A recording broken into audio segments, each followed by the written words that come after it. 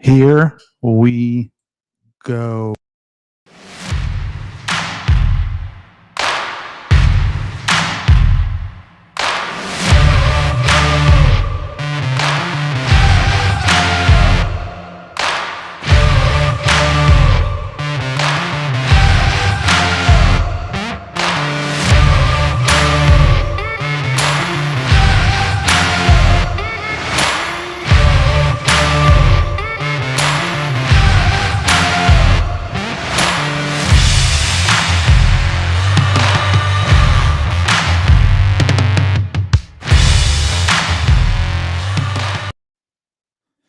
Good evening, Patriots. I am Ryan Samuels. This is the Ryan Samuels Show, and boy, do we have a lot to talk about. Number one is like this new effects board. So let's check it out.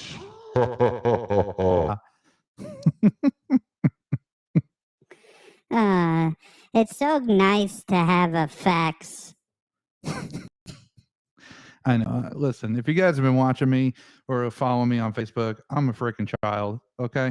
I think we know that I'm a child, and that's all right. You know, it's good to, it's good to be a kid.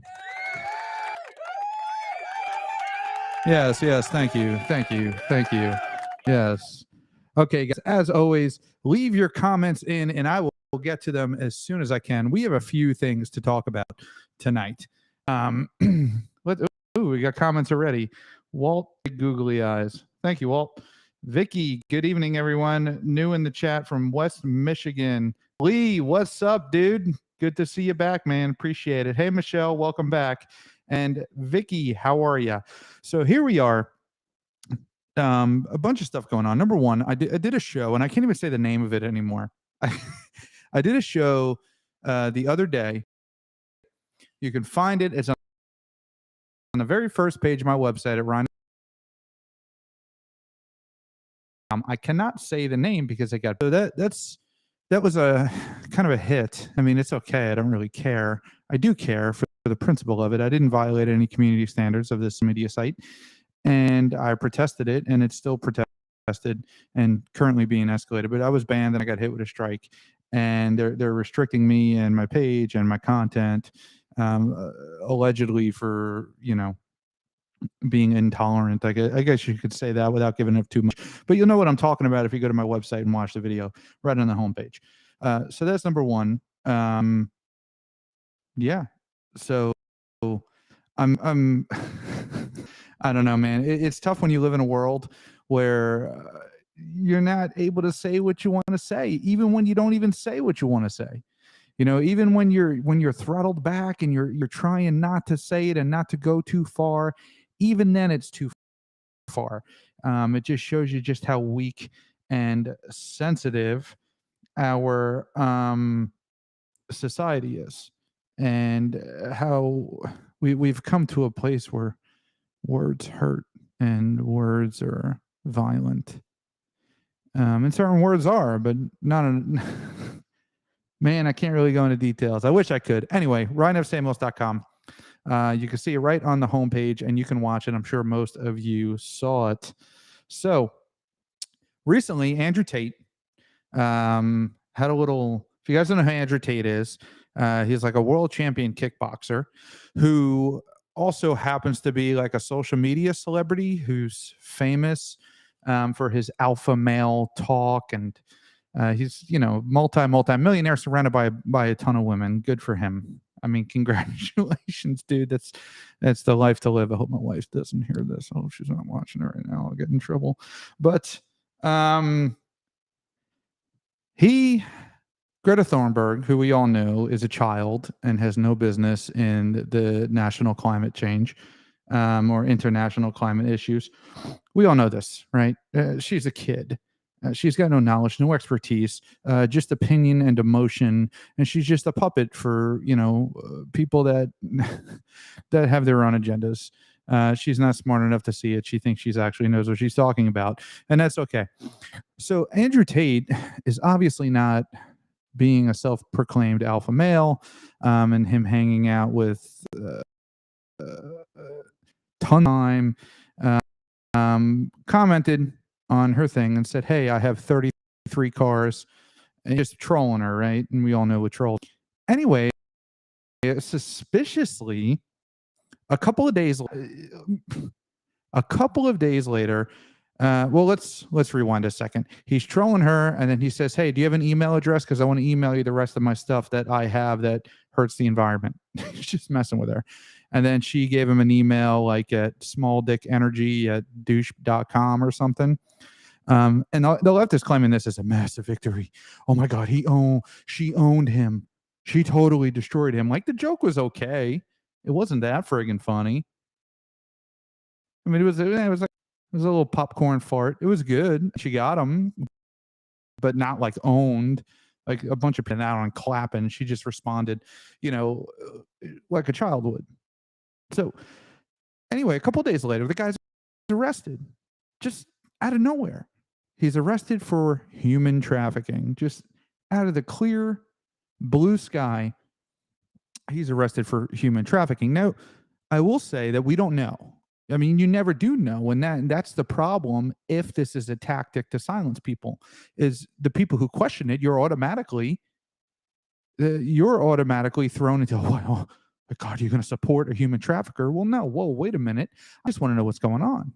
The guy's innocent until proven guilty. I want to know the facts. Now, it's coincidental that all of a sudden he goes after the princess of the left, and the princess of the left, he just antagonized her, and then 2 days later he's charged with a bunch of felonies. It's a little suspicious to me. Now, obviously, if the guy is trafficking women without their consent, that's a major problem, right? If he's beating women, holding them hostage, pimping them out, I mean, yeah, the guy should go to jail and freaking rot. But, I mean, what if he's not? So a little history is that they tried to get him with this once before, except there was no evidence. It never happened. He got kicked off a show. I think it was called Big Brother. He was on a show, and then a video came out of him spanking a girl with a belt in some role play scenario, and they tried to get him and they kicked him off the show. And then he says he got swatted, where he got raided. Somebody called and said, "Hey, he's got a bunch of women he's holding hostage," and none of it was true. So he was let go. So and he's come out multiple times and said, "Listen, he's been predicting it," which may mean that he is kind of understands how the world works, or he may be setting himself up to protect himself because he knows he's guilty. It could be things we don't know. We don't know that he's spanked with the belt. Said no, that was absolutely consensual. It was a role play issue. None of that ever happened. I've lived with Andrew for 15, 20 years, and there has been zero issues, zero crime committed with him trafficking women. It's never happened. She came out and said that. So if you have the alleged victim coming out and say, from the original case, if you have the alleged victim coming out and saying that, no, this is a setup, this isn't right, this never happened, then, I mean, what do you have? Who are the victims that he has? I'd like to see the victims. I mean, all of that should be public information. Now, this all happened in Romania, so I don't know what their laws are. I get but now if it's in the United States, he's got a right to face his accusers, and most of the world's justice system reflects that of the United States. So he should have to, the accused, he's got a right to face his accused. Let's see what actually happened. Let's hear what they have to say.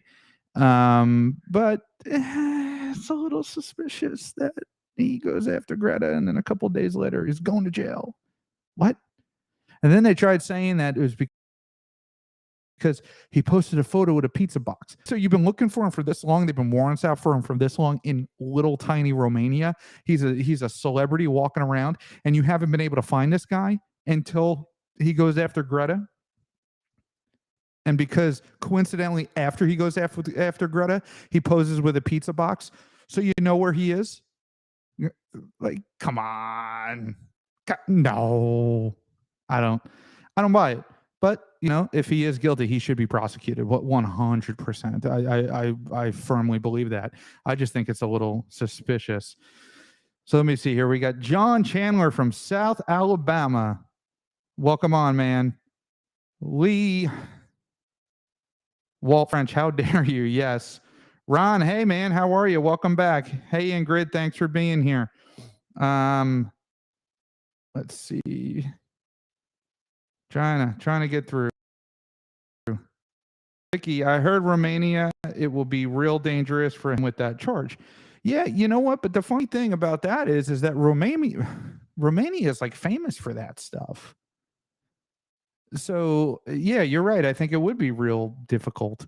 Now, I mean, anybody who's trafficking in women and forcing them to have sex with strange men against their will would be frickin'. I hit the wrong button. I'm new to the board, okay? It's my first night with the board. Let me go. Anybody who's doing that should just be. And you know, they should also be. I can center myself now. That is nice. So I don't get banned again. I don't buy it. I don't buy it. I don't buy it. The guy's a multi-millionaire, and he's surrounded by women all the time, women who want to have sex with him. So why would he engage in this kind of behavior? Now but if you look at the flip side, right, for us normal people with common sense, you look at the flip side and you see that, you know, Jeffrey Epstein, one of the richest men in the world, was clearly engaging in human trafficking, right? And sex with minors. Now, so what was his motive? You know, somebody had brought that point up to me and I said, that's actually a very good point. You know, so it's very possible. It's one of those charges, coincidentally, where you can't question the charge of it without social cast. It's one of anything sexual, anything that has to do with rape or children or sex trafficking. If you question it at all, if you just raise your question and say, well, hold on, you know, see the evidence. Whoa, wow. You're a misogynist pig. You help men traffic women. That's what you do. You support trafficking of women. No, dude, I just want to know what the hell's going on. And you know, I mean, this is Romania, and so it's a little different. But in the United States, like, no, I want to know what's going on. I want to make sure the freaking government's not overstepping their bounds and making some crap up because they don't like this one person. And that's happened all throughout history. I mean, does anybody remember when freaking DNA came out and all of a sudden all these people we knew were guilty. We knew were guilty of murder, serial killers, rapists. We knew. And then DNA come out and it was like, whoa, yeah, that guy had nothing to do with it. So, I mean, the government is at fault a lot. I mean, you know, statistically, they say about 10% of the prison population is wrongfully imprisoned, that they should not be there. You know, that was put out by the Bureau of Prisons. That's an actual thing. That's why we have organizations that help fight and protect people. That's why we have, you know, the right to an appointed attorney to protect you from the state. So if the state's overstepping its boundaries and it's making some crap up, we can handle it. All right. So that was my rant about being banned, and then Andrew Tate. So I think Andrew Tate was charged, but I think he's out of jail now. Let's peruse the news. let's see what we can do here. Go to window.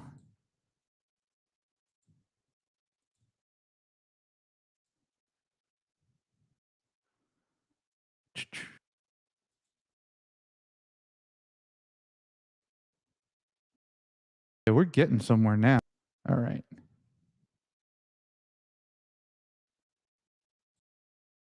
So the Taliban, oh my God. Let's go to New York Post. The Taliban worried about Andrew Tate after arrest. This is good. Let's. All right. The Taliban are reported worried about the fate of misogynistic influencer Andrew Tate as he faces prosecution. Can I have a sip of my ginger beer, alcohol free? That may be in the standard. I just don't know.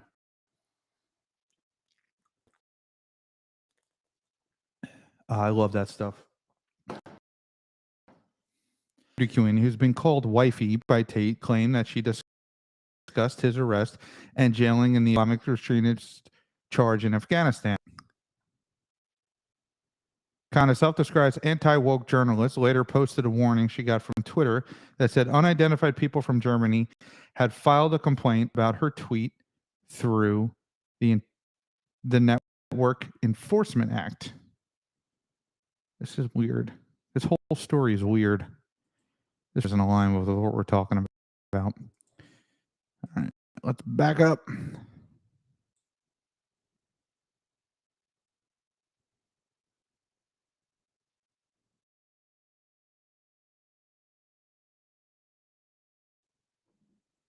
And asbestos say it is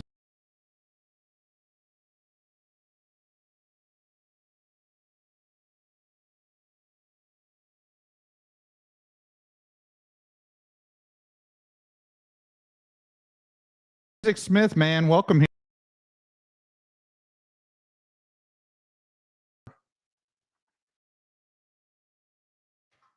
But no, it's a good thing that we have a system here that is set up to protect us, that puts the power in the hands of the people, where we don't have like the Nazi courts and the Nazi judges in Germany back in the the 1930s and 40s, where I mean you were just guilty. They had like a trial, but it wasn't a trial. It was all government appointed people who made the decision. Andrew Tate.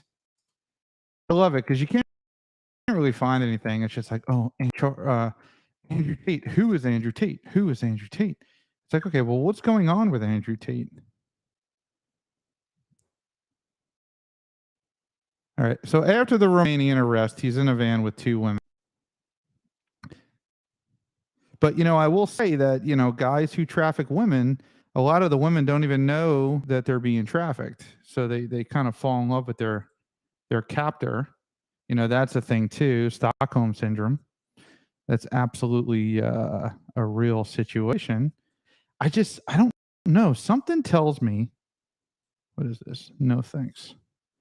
Something tells me that this guy, and I could be wrong. I mean, if he's a true sociopath and he's very charming, which is, which is a possibility. I mean, it's going to be, all right. Let's see, ABC. Oh, God, this should be good. Andrew Tate, a former professional kickboxer and online personality, he frequently made misogynistic comments. His large following on social media sites has been remanded into custody for 30 days by a judge in Romania. So let me just point something out here. I'm going to point something out. And the thing that I'm going to point out is very simple. Number one is, do we notice how they immediately have to point out that he's a misogynist? Self-described misogynist. A self-described misogynistic pig. We got to lay the groundwork for that. right? We got to lay the groundwork at the beginning of the article so that we can discredit him before we get down to the nitty gritty. That has to be in there. We can't just say he's a socialist. He's a social media influencer who has, alpha male views or patriarchal views. When you say Andrew Tate, a notorious social media influence with patriarchal views, was arrested for blah blah blah blah blah blah blah. But when you demonize it, it's a totally different sentence. It's a totally different statement. So one is true. It depends on how you look at it or how you want to paint the picture. And I'm sorry to break this down Barney style, but I have to, because I think it's important for people to know that the media has a message. The media has a bias. They're trying to paint the story a certain way. I couldn't tell you how many times. So in my life, I've done a tremendous amount of things. I've been very blessed and very lucky. I was a paramedic. I was a police officer. I was in the military. I was involved in foreign engagements. I've been in a lot of scenarios that I've been personally involved in that have been news stories. And 100% of the time, it was complete bullshit. Damn it, I hit the wrong button again. Complete bullshit. The story that was in the news was totally different than I'm talking about fires. So I was an EMT, an emergency medical technician in New York. We went to a fire, right? And it was a building that was on fire. And we were there. The firefighters went in. They cleared the building. No people were in there. I think a firefighter breathed in some black smoke, so he had to come to the ambulance. Another one fell and cut like a tiny little cut on his hand. And the news story was unknown number of injured and 2 firefighters critically injured in roaring blaze. I was like, what the frick? No. It was just so it was so freaking drawn out and dramatic. And another experience I had, actually worked security at a news studio. So it was a news studio on Long Island. You could probably figure it out. Only news studio on Long Island. It's the local news. I worked there. I knew all the reporters. I know all the reporters today. I've been there. I've been at the editor's desk. I've been standing behind the scenes. I'm watching them shoot. That's where I learned a lot of the stuff I'm doing now. And a lot of it, again, bullshit. So that's just been my experience, and it's important for you guys to know and understand that that's a real situation. Now let's go back here. Let's see here. This is the one I wanted to do. Yes. Let me go up here. Andrew Tate, a former professional kickboxer and online personality who frequently made misogynistic comments to a large following on social media sites, has been remanded into custody for 30 days by a judge in Romania after the police charged him and 3 others in a criminal group. Prosecutors with the Directorate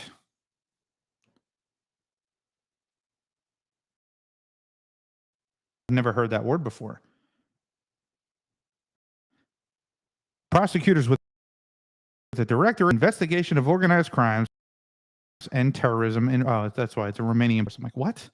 Terrorism in Romania said a statement on Thursday that police served such warrants at 5 homes and detained 4 suspects, including 2 Britons and 2 Romanians. They did not name any of the 4 suspects, but alleged that an organized criminal group, his brother. One of them was his brother. They did not name suspects, but alleged that the 4 suspects formed an organized criminal group that stretched from Romania to Britain and the United States for the purpose of committing the trafficking. Late Friday, a judge in Crest ordered all 4 parties to be held for an additional 30 days. A lawyer for Tate Eugene Vidinek said he was disappointed in the outcome and that an appeal had been filed. An appeals judge would decide whether Tate will remain in prison entire 30 days, adding that a decision come as soon as today. So this is an underground criminal organization. 4 people. 4 people from the United States, Romania, to Great Britain. This massive international scheme. It don't make any damn sense. 4 people. Where are the rest of them? Where are the rest of them? I just don't understand. Romanian court extends Andrew Tate's detention over human trafficking and rape charges.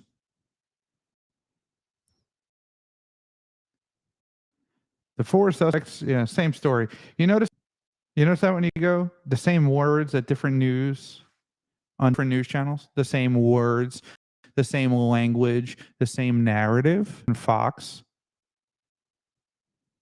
The 4 suspects have appeared to have created an organized crime group with the purpose of recruiting, housing, and exploiting women by forcing them to create pornographic content meant to be seen on specialized websites for a cost, prosecutors said. They would have gained important sums of money.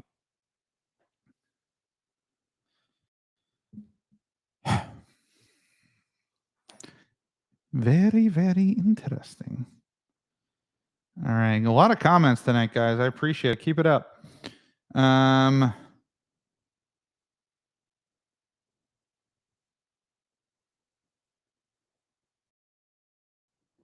Even in my vocabulary, yeah, I'm with you, Michelle. I don't understand what the hell they were talking about.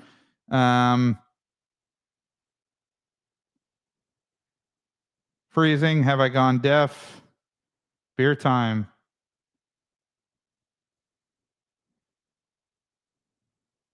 You guys having a party in the comments. I like it. Keep it going. Keep it going. Let's see what else is in the news today. You know, all of this stuff, it's just, it's like the left controls everything. You know, I'm serious. I'm not even joking. It's you know, when my video got banned today, I was a little ticked off because what I find super interesting is if you go to Twitter pre-Elon, right? You know, conservatives were talking about being banned all the time. Facebook, you hear the same thing. YouTube, you hear the same thing. If you ever look at all their community standards or their guidelines or their behaviors, they're all the freaking same. They all have the same guidelines. So where are those guidelines coming from?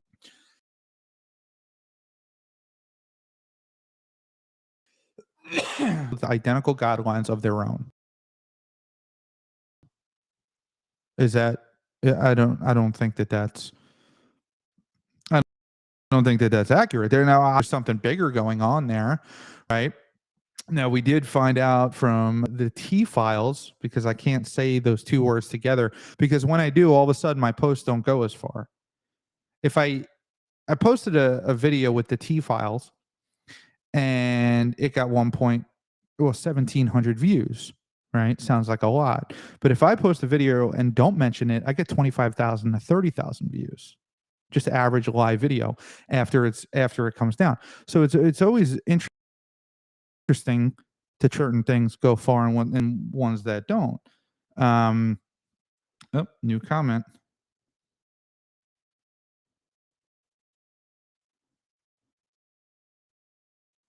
Yes, Matt, I'll jump on in a little bit. Give me 5 minutes and I'm going to go on the Don't Unfriend Me show, guys. So if you guys have never watched the Don't Unfriend Me show with Matt Spears, it is a phenomenal show. They're great guys, super high tech. He's helped me out a lot. That's how I got my cool little sound effect board.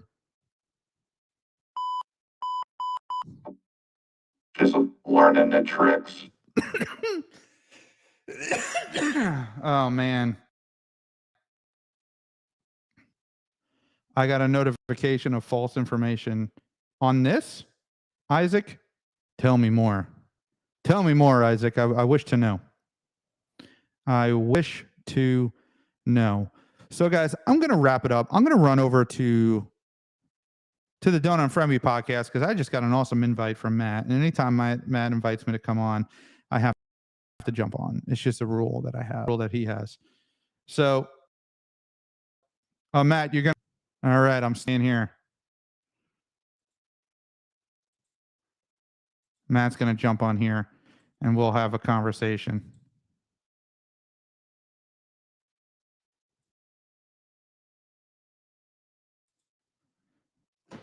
Just interesting. If I had to connect all the dots, and if you guys listen to me, you know that I do not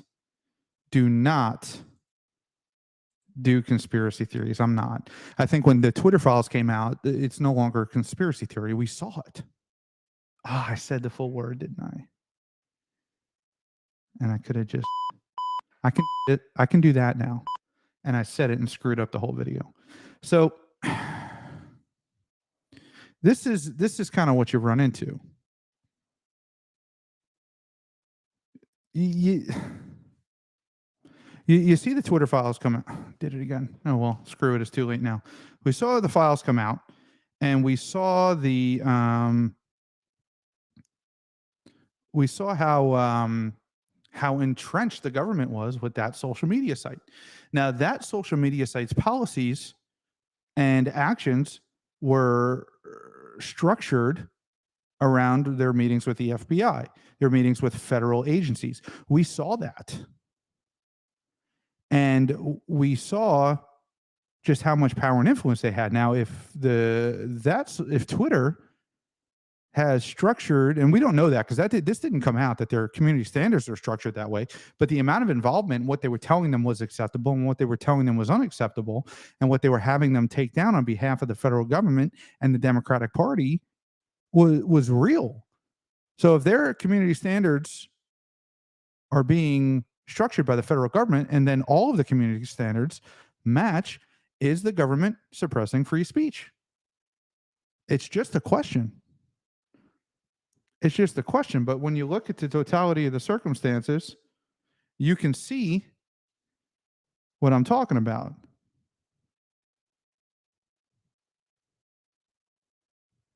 I can't do two things at once. You guys know me. So, interesting stuff.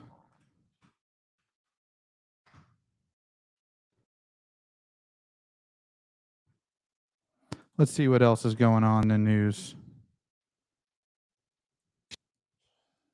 Oh, look at this. We have a very special guest, ladies and gentlemen. Oh, boy. Get this audio working. Hold on a second. Thanks, hon. I appreciate it. You know what, Matt? I bet you I can't hear you because my new headset is hooked up to this new awesome board and not the computer. Can you hear me? Okay. Yeah, I can. Amazing. I love the new board. It's good. Can you hear me? I can't hear you. Okay. So are we talking about Matt, Ryan? Are we talking about? Hear you? Can you hear me? I can hear you. You're good. Solid. Okay, I can't hear you because I'll tell you what happened is I set up this new killer Rodecaster Pro 2, and my headphones are going into the Rodecaster Pro. That to do like an audio out. Okay. Can you hear me at all, Ryan?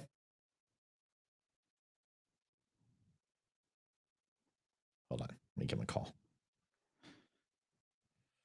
Let me turn all these volume buttons up. Yeah, it's cool. Oh, yeah. Just the volume button, dude.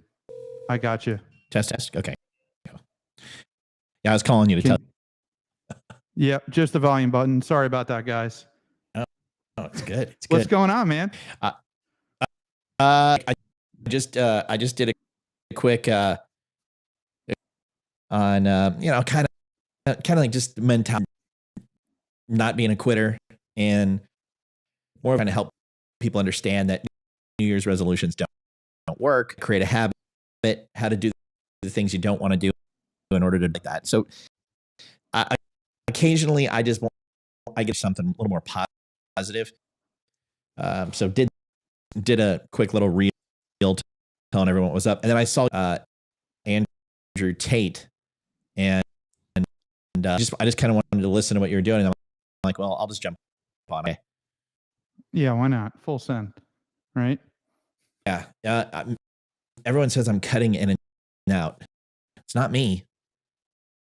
Yeah, you're cutting in and out. I hear you cutting in and out. But am I cutting in and out, guys? Or just hold Matt? on a second. It's probably me. Close that. Close that. Okay. Or both of us? Let's see if we can get this. Vicky, are both of us breaking in and out? Let me do a full reboot. I'll be right back. I guarantee it. I did like 3.5 gigs of data on like 12. I guarantee I just need a quick reboot. I'll be right back. Okay. All right. So it's going to be interesting to see what Matt has to say about this stuff. I love when he comes on because he's a former Navy intelligence guy. So these guys don't really screw around. So they look at things very objectively, right? So it's actually kind of a cool contrast. I'm an infantry Marine, and we relied on those guys and what they discovered for us before we went into certain situations. So their ability to look at data and analyze data and find the real truth is actually it's extraordinary. I mean, it's impressive. So that's why I like when he comes on, so I can get his look. And it kind of keeps me balanced to make sure I'm not going too crazy. So let me see.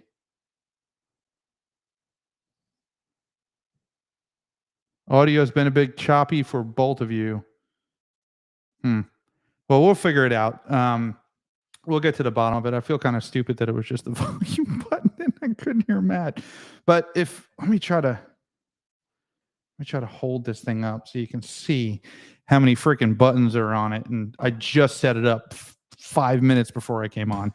So that's pretty cool that we got it going. Signal's great now, right? Yeah. So maybe it was Matt. That's okay. It happens, we run a ton of equipment. I don't even think you guys understand. I got these 2 giant soft boxes. I got a 1080p camera. I got this pro microphone. I got this board. I got another board to mix videos in and out, and keyboard, and then your normal computer stuff. Sometimes it gets a little glitchy when you're just running off your home computer. So thank you, Tom. I appreciate that. So I'm going to wait for Matt. Chrome tab.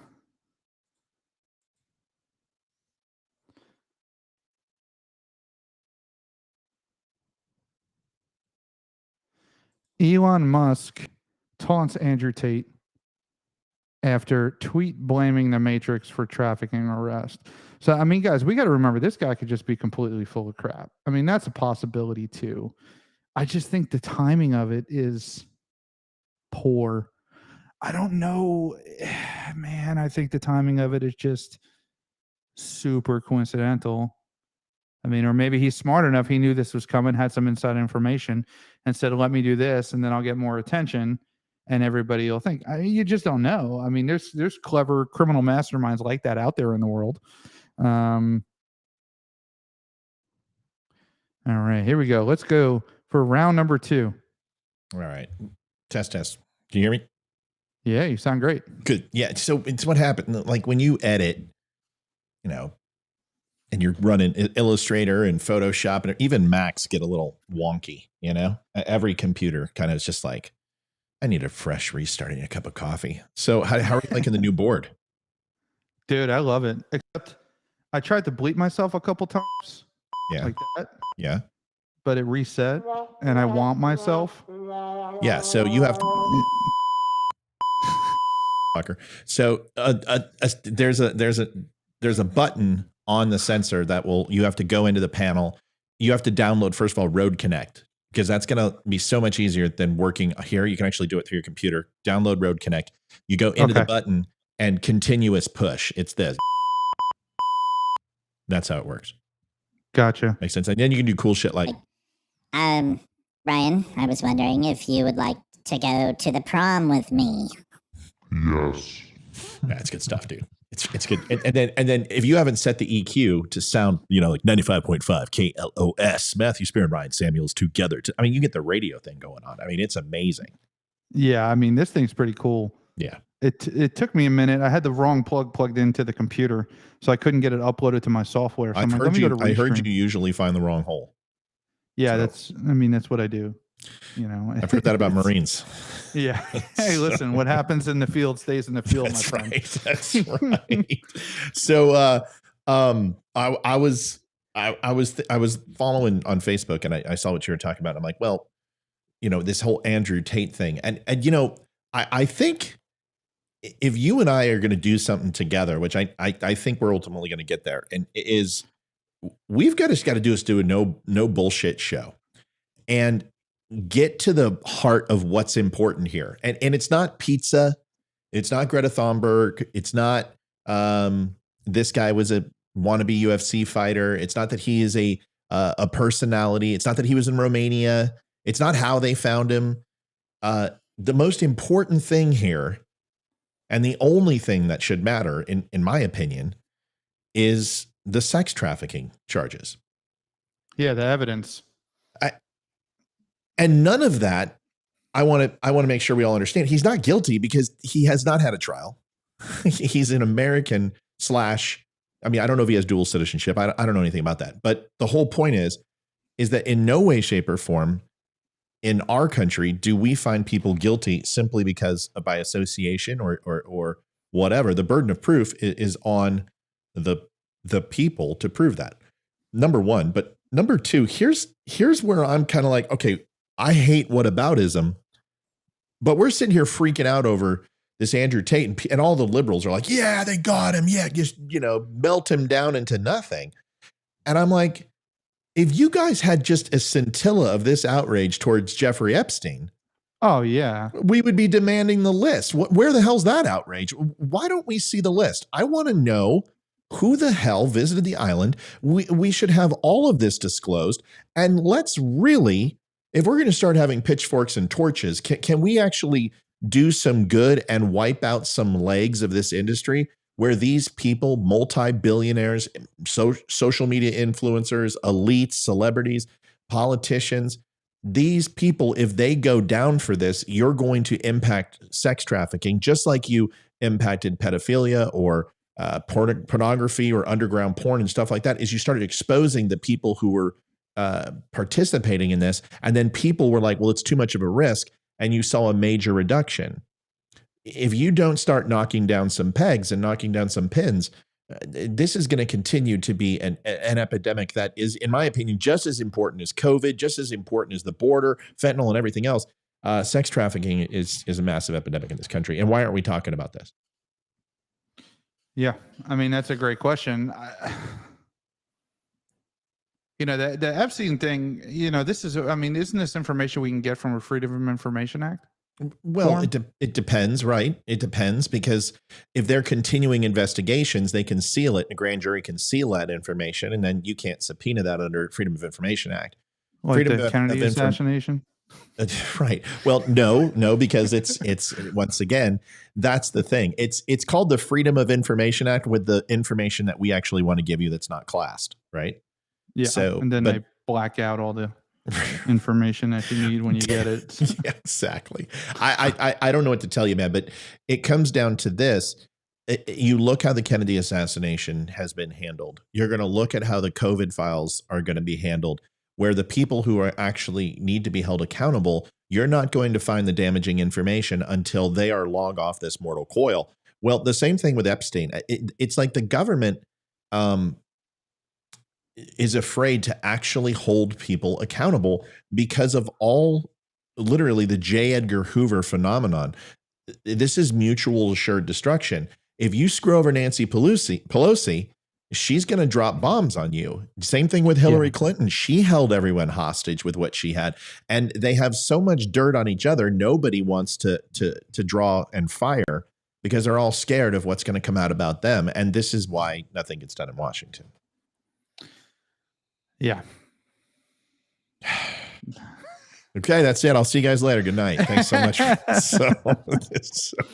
But do you people say that they don't believe in coincidences, and I do, because coincidences happen. Sure. It's really hard that 2 days after this happens with Greta Thunberg that this guy's in handcuffs. Well, listen, if it's all about talking shit about Greta, I should be in prison too, if that was true. So I think it comes down to this guy had a lot of fear in regards to the elite, and and by the way, Dumb Nation, if you don't mind sharing this on Donut and Friendly so we can get some more viewers. You know what? Let me do that real quick. If you look at this guy was trepidatious, he had fear, and unfortunately, self-fulfilling prophecy happens. You look at Alex Jones for years. I'm gonna be sued, and they're gonna take me down and take all my money, and then I'm gonna be gone, and everything's coming, and it happened.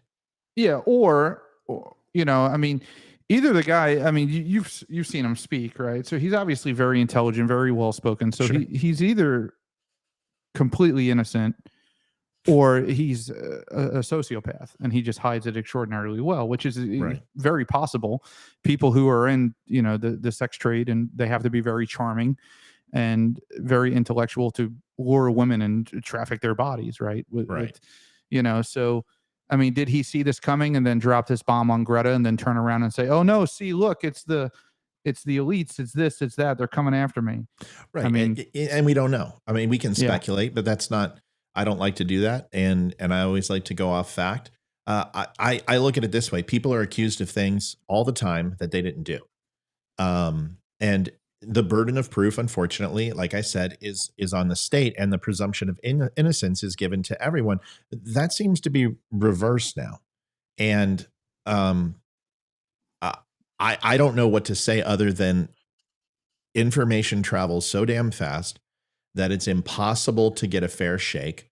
And if you're accused of something in this day and age, you're found guilty before you even step foot or even charge. So I'm gonna not make judgment at this time until all the facts are presented. And if this guy's guilty, well, then he should swing. Yeah, 100%. I agree. That's it. Yeah. And Greta Thunberg, I mean, listen, the scariest thing in the world is to give this woman a platform on something other than climate change. Now you're start giving her platforms on things that she's in an expert on child sex trafficking. I mean, what's next? Is she going to become an analyst for Elon Musk in regards to how to get to Mars successfully? I think anytime you give a child a platform, you should be very cautious of what you're allowing them to disseminate and realize ultimately that you're talking to a kid. Yeah, well, I mean, and the biggest thing about Greta and the whole climate change thing, it's like she didn't come up with any of those words on her own. This is all stuff that was put into her mind, and there's obviously someone pulling the strings, whether it's her parents or somebody else. She was kind of bred. Yeah. How dare you? Dare you? I mean, I don't know. I got to get to work. Ecosystems are going extinct, and all you care about is that fucking beard you have. Just lose the beard, Samuels. I don't know what to tell you. Years ago, that person just would have been roasted to death. Years ago, like if a little girl in the 90s came up and made a speech like that, she would have been the punchline on every talk show for years. It would be on a documentary right now if you look back at the 90s. Do you remember this child got roasted for years? Right. But we have to remember that children, although some can be extremely affluent and intelligent and perceptive and have done amazing things. I mean, you take a look at the Dalai Lama, although, a child, people in the Dalai Lama's presence were like, there's a certain aura and soothing nature about this person well beyond their years. Okay, fine. That's great. But in the end, it is still a child. And remember what you were like when you were 17. Could you have the pulpit? Could you have the national stage and actually convey something other than dick and fart jokes? No. Okay, well, either Yeah, no. I'm So- infantry marine. That was not 17. That was it. It was just dick and fart jokes. Jareen.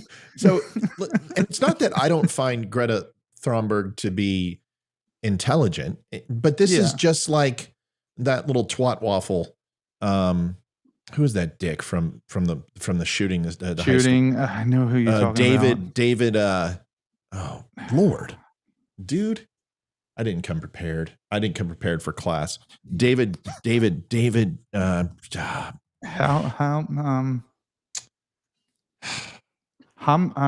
with an H.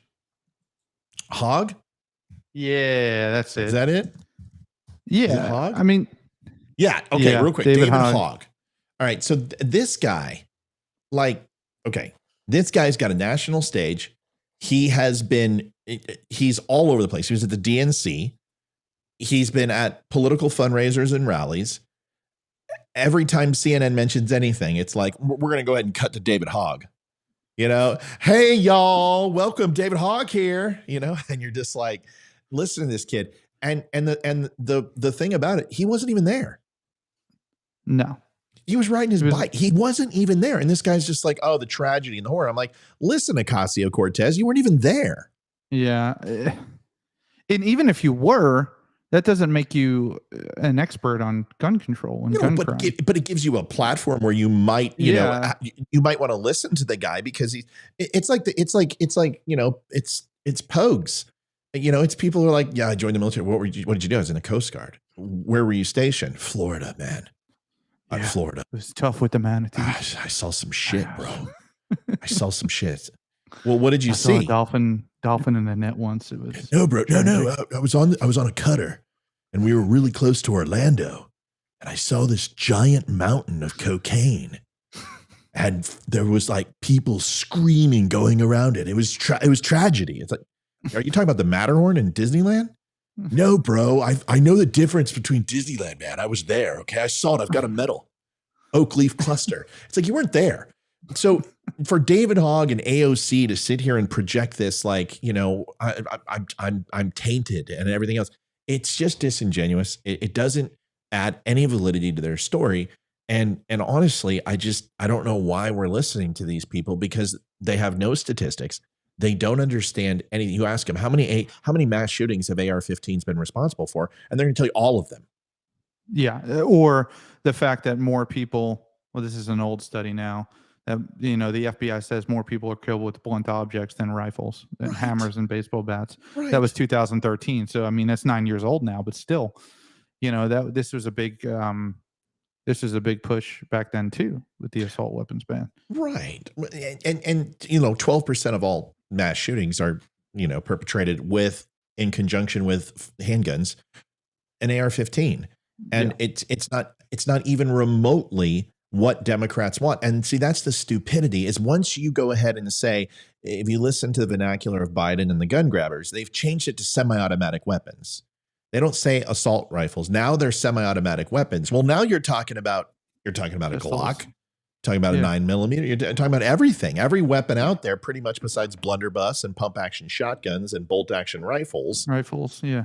Which is what they want. Right. And they want all of it. Yeah. That's right. So when people tell you who they are, believe them. That's what Biden did when he's like, 9mm. There's no one has any reason to have a 9mm.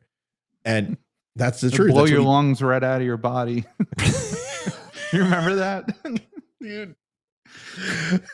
Not even with Full Metal Jacket, bro. Not even with target ammo. Maybe a plus PP freaking Full Metal Rainbow Jacket. tip. Yeah. Rainbow tip. Armor piercing imploding rounds. Maybe with some depleted uranium 9mm rounds, because that's what you use depleted uranium on, our pistols. Yeah. It doesn't follow up with a claymore. Right. Aim towards enemy. And it just shows you just like how the fear of guns comes from lack of experience with guns, right? Mm-hmm. And it's the same thing with racism. Like, racism comes from, people who are truly racist are the ones who grew up in the middle of nowhere and have never been around a person of color. So it comes from lack of exposure and lack of knowledge, and it's just fear-based. It's fear of the unknown. It's my experience with anti-gun people. I've never met somebody who liked and enjoyed guns who was anti-gun. It's always the people who were like, ew, no, I don't want to be near those. I don't want to own one of those. You know? Yeah, I think, it, okay, when it comes to guns, it's a very personal and intimate process, and you're going to have a very visceral reaction to it. I remember that old reporter. He picks up an AR and he's like, yeah, he's firing it. And he's like, I've got PTS. You're like, you just want to grab him. And starts crying. Didn't he cry? You pussy. But people do have reactions that way, and they're scared to death of it because, you know, their confidence level. But those are the people who are also afraid of sex, right? I'm just not going to do it. Why? Because I'm afraid I'm going to be bad at it. Well, that's the best thing in the world to be bad at, because you just keep trying until you get good at it, or you keep paying for it until you become prolific at it, whatever it takes, man. Yeah. But shooting guns it's as arbitrary as drilling a screw into a piece of wood or hammering a nail. It's a tool. It's not designed for anything else. This thing is with me 24 hours a day. It's never shot anybody. It's never killed anybody. And it won't until I decide that I need to execute that task and put rounds down range. You mean when you leave it on your desk, it doesn't run off and hurt people on its own? Not yet. My AR has, but that's why I had to get it under lock. So it's locked now, so it doesn't run off the flag. But you know, that it's just a little bit more temperamental than this breed. But yes, they do occasionally. I mean, I don't understand the fear of guns. It's an innocuous type thing until the person behind it decides to make it not that way. And I just don't. I don't understand. Well, I mean, look at the guy who drove down the parade and ran over all those people. He didn't need a gun. And that was the one guy up in, where was that? I spoke before having all my thoughts together. That wasn't Waukesha, was it? Or Waukesha? Yeah, maybe. And that's the problem, is if you say it wrong, you know what they do? Excuse me, it's not Waukesha, it's Waukesha. And you're like, who cares? We're not talking.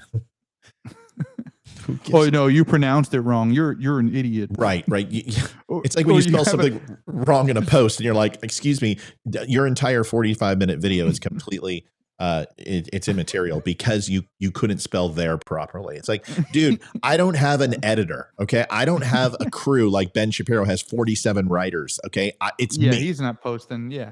It's me. No, I'm in the same boat. I love that. And I always say the same thing. I said, wow, I'm freaking robo-texting on a tiny little iPhone. And I had one little mistake. And yeah, you're right. I'm ruined. I'm ruined for one little typo. Also a Marine, right? So I mean, there's always that. Crayons. I'm malnutritioned. I ran out. So what's your opinion? What's going on with Kevin McCarthy? What's going on, everybody? I just started streaming to the Don't Unfriend Me show. So welcome all the listeners, all 4 of you. No, I'm kidding. There'll be more than that. Nobody expected me to come on tonight because Tuesdays I usually ghost everybody. But what is your opinion on Kevin McCarthy? For what? What do you mean? With the speaker. I mean, this vote are we done now? I mean, is this thing still going on, or I think it's still going on. Yeah. So I kind of heard bits and pieces and drags throughout the day. I haven't looked at it yet. Let's look that up. Yeah, I'm looking it up too. You look up House Speaker and it still shows Nancy Pelosi. Watch live. Let's see. It's been going. Wait a second. The second session of the 17th Congress has adjourned. Okay, they're swearing in the GOP leader. Did they finally decide? I got it. You got it? Yeah. Watch live. House speakers assume majority. Everyone's waving and like kissing. Hold on. They're all laughing and talking at you losers. You know, okay, hold on. I've got it for you. I'm going to stream it right now. Yeah, bring it on. If I can. Add source. Share screen. I'm looking at it. Do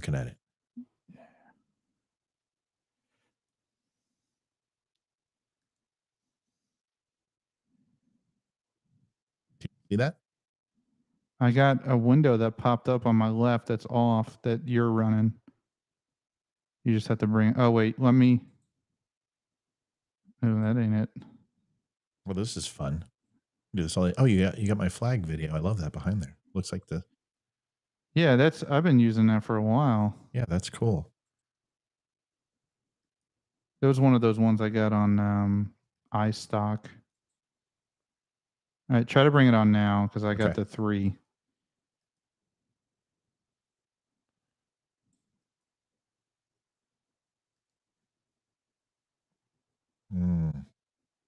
The dummies are piling in right now. Well, let me try to click this. It's on YouTube. Oh, here we go.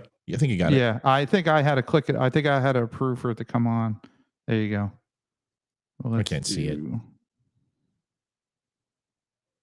It's just, you can go to YouTube if you want. It's on YouTube. It's under PBS NewsHour. All right, let me. Here, I'll keep it on so people can keep hearing Jeffrey. You said PBS? Yeah, PBS NewsHour. I think I've.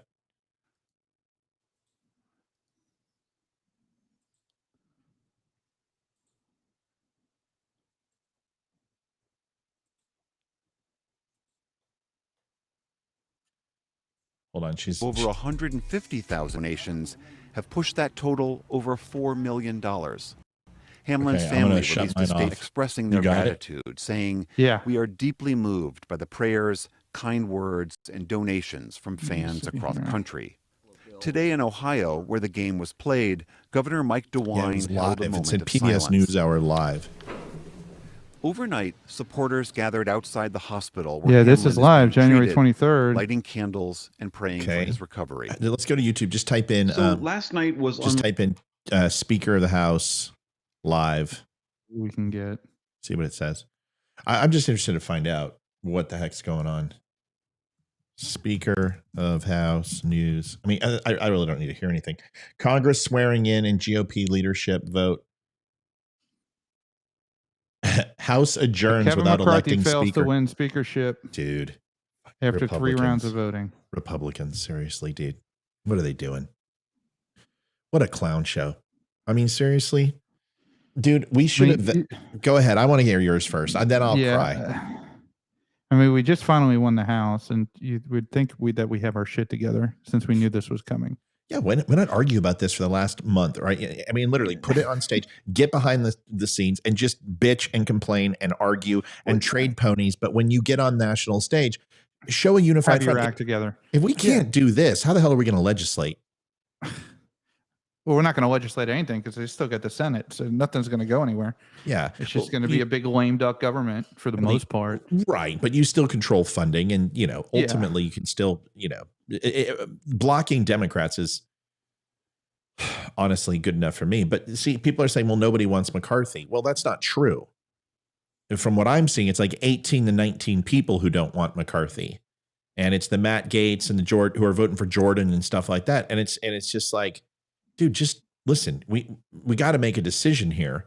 I understand they want McCarthy to agree to this and agree to that, but ultimately, do we want a Democrat in that position? Do we want Jeffries? Is that what we're looking for? Because the more you play grab ass with this, someone can sway a vote. It's too close not to freaking to get this locked down and just and get it solidified. Why can't we show a unified front as Democrats? What the hell? Or Republicans? Doesn't make any sense. Doesn't make any sense, dude. I don't know. I have no idea. All right. Well, I don't know either, brother. But to sit here and do this for 6-7 hours and have 3 votes and not be able to, pop smoke. Well, they're texting and talking to each other since the election. Right. Like, they are, dude. Like, hey, who you going to? All right, so we need to get together and figure out what we're going to do. Like, that's happening. So there's already a split in the party, and they already can't get along and figure out who's going to represent and lead. So, yeah, but see, the funny thing is people are like, Jim Jordan for speaker. That's great, but he doesn't have the votes. So this is the same thing that's going to happen in 2024. Is that you're going to have people who are going to go out and vote for DeSantis, and we have to, or Trump, and you have to have a unified front. You can't sit here and put up 2 candidates and have that go for 12 months. You have got to get together and decide who's it going to be, put that candidate forward, and then get behind them. And I don't care if Trump supports somebody or somebody supports Trump. But we can't go in with an open ticket and go into a primary that's going to get contested, because this is the type of stuff that's going to happen. I don't necessarily think McCarthy is the best choice either, but guess what? You don't have the votes for Jordan. You're not going to get the votes for Jordan. And if you do happen to get the votes for Jordan, you're going to have to have every Republican, 200 some odd, lockstep for Jordan. Because if not, you open that up and 50% and 50%, Democrats can actually take it, the speakership. How dumb do we have to be to allow stuff like this to happen? They should do Donald Trump Jr. and Right. hey, you don't have to be a member of the House to be a Speaker of the House. Well, that's the thing. But it'll never happen. Well, everyone also said, hey, let's go ahead and, assume that Donald Trump's going to be the Speaker of the House. Where does this stuff come from? And why do people buy it and believe it? It's clickbait, dude. Imagine one of us making a video, and on the front I'm doing this, and then the big screen comes up and it says Donald Trump, Speaker of the House. I mean, how many clicks you're going to get? I mean, it's clickbait. It's crap, and it's stuff that news studios have been doing forever. I'm not worried about that. What I'm worried about is, why do people actually believe it? Well, that's the problem. Yeah. I mean, oh my gosh, guys, did you hear? Donald Trump. He was the president of one man, one future. Donald Trump is little tortilla boy. I mean, it's little Cheeto boy. it's like why do you believe that Donald Trump, who is a billionaire, who has been president of the United States, one of the most successful businessmen, no matter his transgressions and things that maybe he didn't do so well. Yeah. Why do you think he wants to be a janitor? Because that's all the Speaker of the House is. He just wrangles cats. That's all they do is herd cats. It's just it's just a thankless job that everybody shits on you. I don't understand. I don't know. I don't know. Well, do you want to see if anybody, do you take callers, or have you done that yet? Or you're just going to start doing that? No. So I'm going to start doing that now, because now I can Bluetooth my phone to this, right? You can. Yeah. And then I can take 800 number calls from this. Yes, you could. Or I can run it on Skype. Skype just has been easier for me to use, but it doesn't mean that doesn't mean anything, Now, where do you get your 800 number from? Do you get it from Skype? I don't use an 800 number. People pay for that shit. You use 1-888 whatever. I have a Skype number, and it's like, dial this number, and it's really, are we really concerned about our minute use now? When no, if you don't have an unlimited plan, you need to call me and I will help you. It's not that hard. Help you through life. If you want a walker, I will be your walker. You can put both hands on me, and I'll be your tennis ball walker, and I'll get you there. But it's not that hard to go to Comcast and pay $10 for an unlimited line as a family plan. So go do it and get your iPhone 14, folks, from Apple. So yeah, I don't use 1-800 numbers. But you do, and that's professional, and I'm proud of you. Very, yes. Yes. Do I have a really snooty sound effect here? Nope. No, that's a generic panel. You got to get the good stuff, like bullshit. Yeah, you got to get dude. I've got a plethora of sound that we can use and bring in here. All right, so I guess that's really all. Dude, you're like a new kid with a toy. You're gonna love that thing. It's so. Oh, dude, I love it already. And what's now great, that I figured out how to turn your volume up, Oh, was I that? No, remember when you first came on, I couldn't hear you, and the volume, it was because I didn't have your volume up. Dude, it's a new toy. I mean, come on. Man. Yeah, you got to zero it in. It's not necessarily easy. Yeah, I have a Google number. That's all I do. I use a Google number and then I pump it through. Hold on. Karen says Trump would be third in line for president. Biden can be impeached as well as Harris. They need to go. Besides, Trump is the only president that's lost money. I mean, Liz Cheney is way more wealthy than when she went into the House. There's a lot to unpack there. But do we really want to play some Machiavellian scheme in order to get Donald Trump in? Why don't we just do it the right way? Because, even if you go ahead and impeach, the speaker isn't guaranteed the House. It's actually voted on by the majority, and the House and the Senate have to go ahead and vote on that. Actually, it goes into Senate approval. So it's not like a permanent thing. You can't just make the speaker the president for long term. There has to be a vote on it. Go ahead. I mean, could you imagine if Donald Trump was the Speaker of the House and Joe Biden's president? It's not going to happen. Dude, nothing would get done ever. It would just be a big. It would be. Remember the debate? No, dude, this is what it would be all the time. Donald Trump, like, huge. Listen, I want every. We're having a press conference right now, sir. It's the State of the Union. I don't fucking care. We're doing it. And Joe Biden's literally speaking. Who cares? This is huge. I've got something important right now. And then you go ahead and everyone shows up and he's like, ladies and gentlemen, I want to go ahead and announce, here it comes. We need a superhero. NFT 2.0, folks. $129.99. Nothing would get done. It would be a shit show. It would be, it would be a shit show.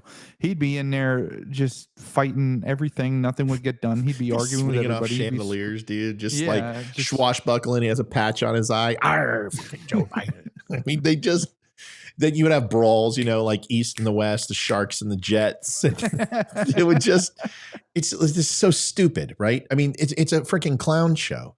I mean, at least even English Parliament pretends that they're not corrupt. I mean, these politicians, they get nothing done. My buddy Eli Crane is SEAL Team 3. Had him on the show. He just got elected, District 1.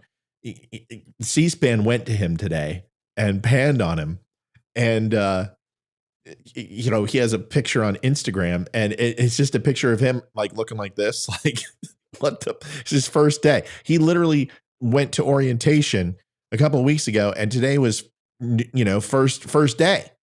And he's going, of course, all these other politicians are looking like this. They're all ragged and tired. He's a SEAL. He's like, dude, I got another freaking 96 hours in me before I'm even tired. And Eli is just going, what do you think's going to happen? It's not like he knows. I mean, there's just no coordination. There's no plan. It's all just a shit show. Plain and simple. It's embarrassing is what it is. Yeah, but how do we fix it, man? I mean, really? I mean, if that's the question. How do you fix it? I mean, the system is just so deep and so entrenched that it's like impossible to break. It's the system of government we have now is nowhere near what was intended when we started the country, and we've kind of evolved through historical events. But it's just so far deep, so entrenched. I mean, how many laws can you pass until there's nothing left to legislate? Right. Oh, right. I mean, that's all we do. There's millions and millions and millions and millions of laws on the books. And I'm not like just federal and then your state and your local, that everything you do is, I mean, you could walk to the store and if a cop stops, you could have a reason to arrest you. Well, I mean, that hasn't changed. I mean, we've always. I know.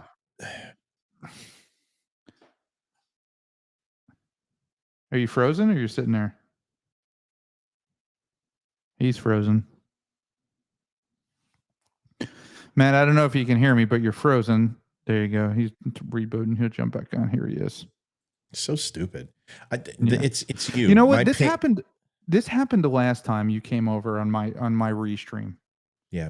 So I wonder next time I'm going to come onto your restream and let's. You didn't have any problems on mine. But you literally are like you're literally, if I'm not mistaken, where Ted Kaczynski was.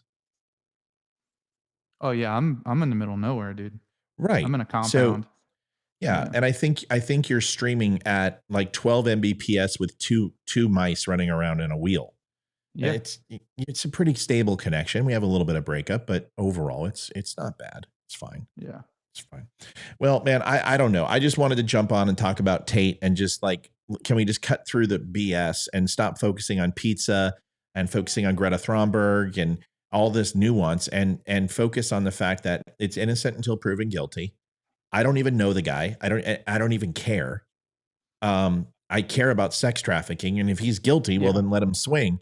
And then if we're going to do that, can we start actually, holding the people accountable on the Epstein list? And why is this a big secret? And why is Maxwell, her testimony not released and in the open? And why are we redacting public records for a trial? There's no national security involved here. No, well, maybe. Depending on who's involved in it, depending on who's on the list. Does that mean it's national security though? No, but then it becomes that if they want to articulate it that way. So it's all Sure. on how you can articulate it.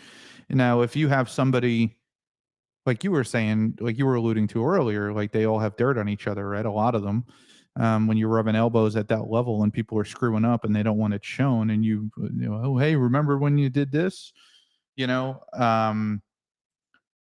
so I'm trying to think of an example. Like if the head of the CIA was on Epstein's list, right? And he was there doing what he shouldn't have been doing. And then all of a sudden that comes out. You think they're not going to suppress that? Or you think they're going to show that out? Well, that's not the question. I don't think.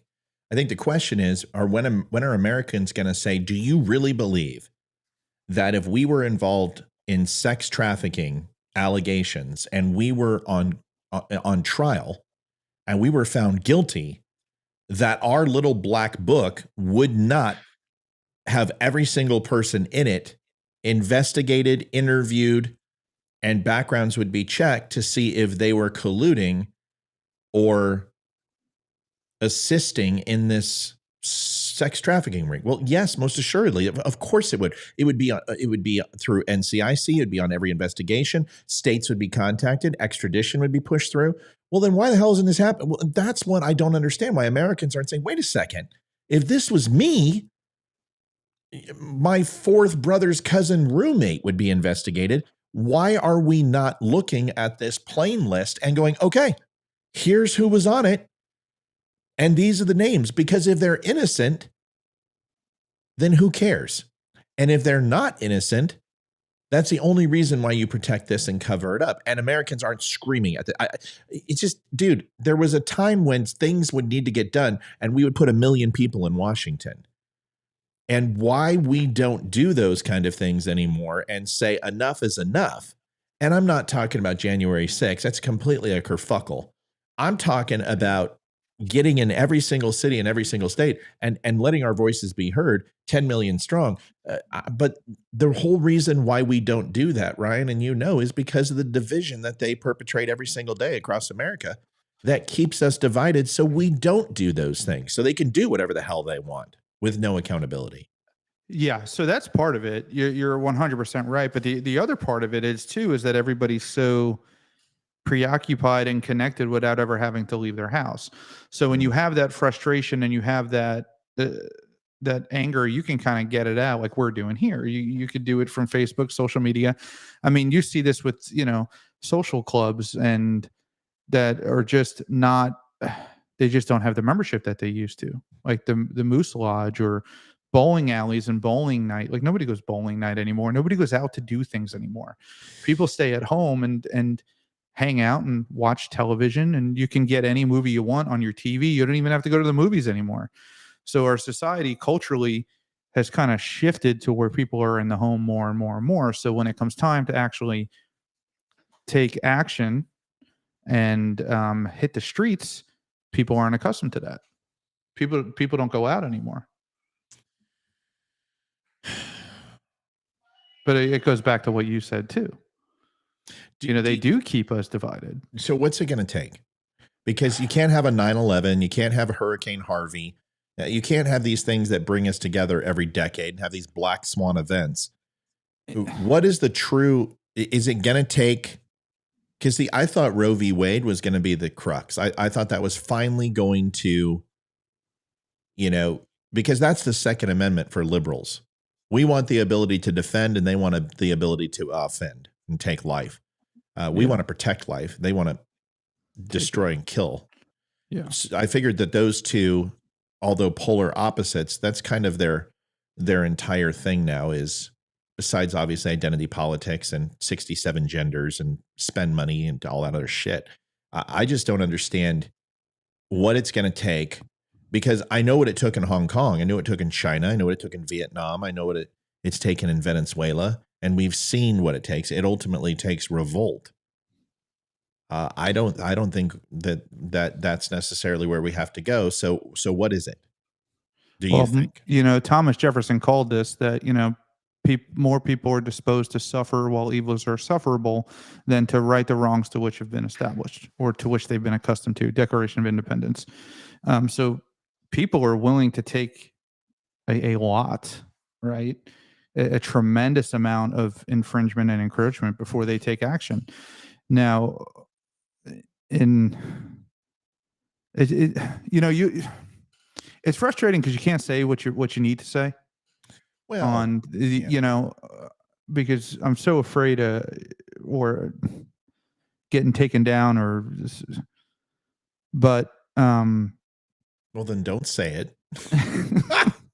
Number one. Here, Number here. one, No, I got rule number one. I got your back. There you go. You got it out. Yeah. There you go. Okay, so now that you got it out. And I don't think it's time for any sort of revolt, right? No. But I do think it's time, for God's sake. Yeah. But I do think it's time for some action. Now, you would say, get out and vote them out. Like, no, it doesn't work. No, because people don't go out and vote. Right. And you would have to literally take all terms and make them categorized by time. So you would stop all tenure and you would say, every senator, you've got 4 years. And then every one of you are going to be up for reelection. And House, you got 2 years and you're all up for reelection. That's the only way it works, because you can listen, if you've got, I hate to say this, but if you have a barracks full of crabs, okay, or you have a boat and it's full of crabs, and some guy goes and sleeps with in Malaysia with some lady boy or something, and comes back with crabs, you don't burn his mattress and his clothes alone. You burn everything. Yeah. And when Jamie Kennedy, IS-3 Kennedy, gets crabs in Hong Kong, remember, this isn't a very specific story. This is just hypothetical. If IS-3 Jamie Kennedy got crabs, you burn everything. And if you don't, and just burn his section, his bunkmate it has it also underneath him, and then he's going to give it to somebody else. You've got to cut it all out at one time. And piecemealing it together isn't going to do it. And you can't just remove a little bit of here and there. You've got to remove all of it. And that's why our system, it doesn't need electoral college revamp. It doesn't need to go to the popular vote. It doesn't need term limits. No. It doesn't need any of that shit. You need the ability to vote out people and entire numbers of Congress or Senate at once. And that's what needs to take place. Well, we better never go to a popular vote or we're in trouble. Well, we're kind of already there right now until we see the political shift in California and New York. And well, we won't you see a political shift. You've seen it before. What's that? You've seen it before. Reagan won California.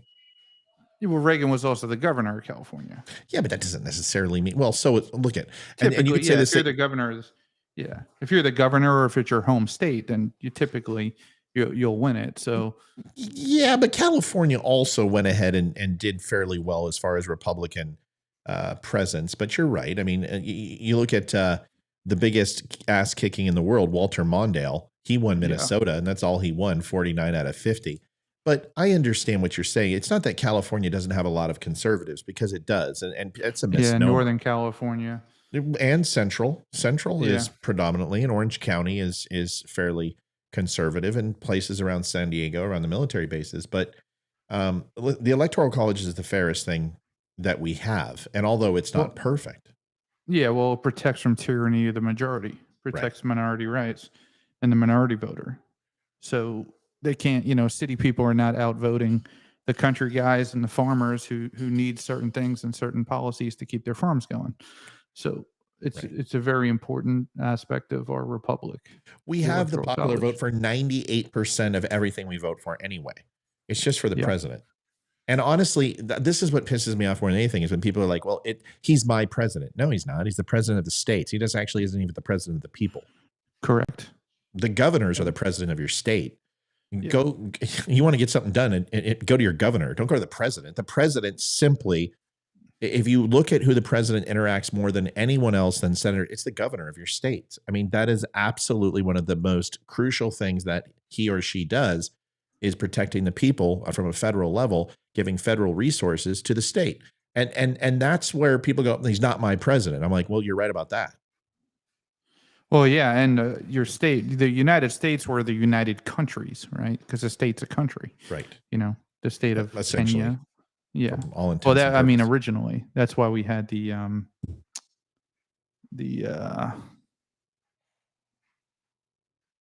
Federalist Papers and the Articles of Confederation, because they were originally just their own individual countries. So back during the American Revolution, the North Carolina was its own country. I mean, if you look through the documentation and read what they wrote, or read how John Adams or any of them wrote, they refer to their home state as their country. Right. And that's why we were the United States.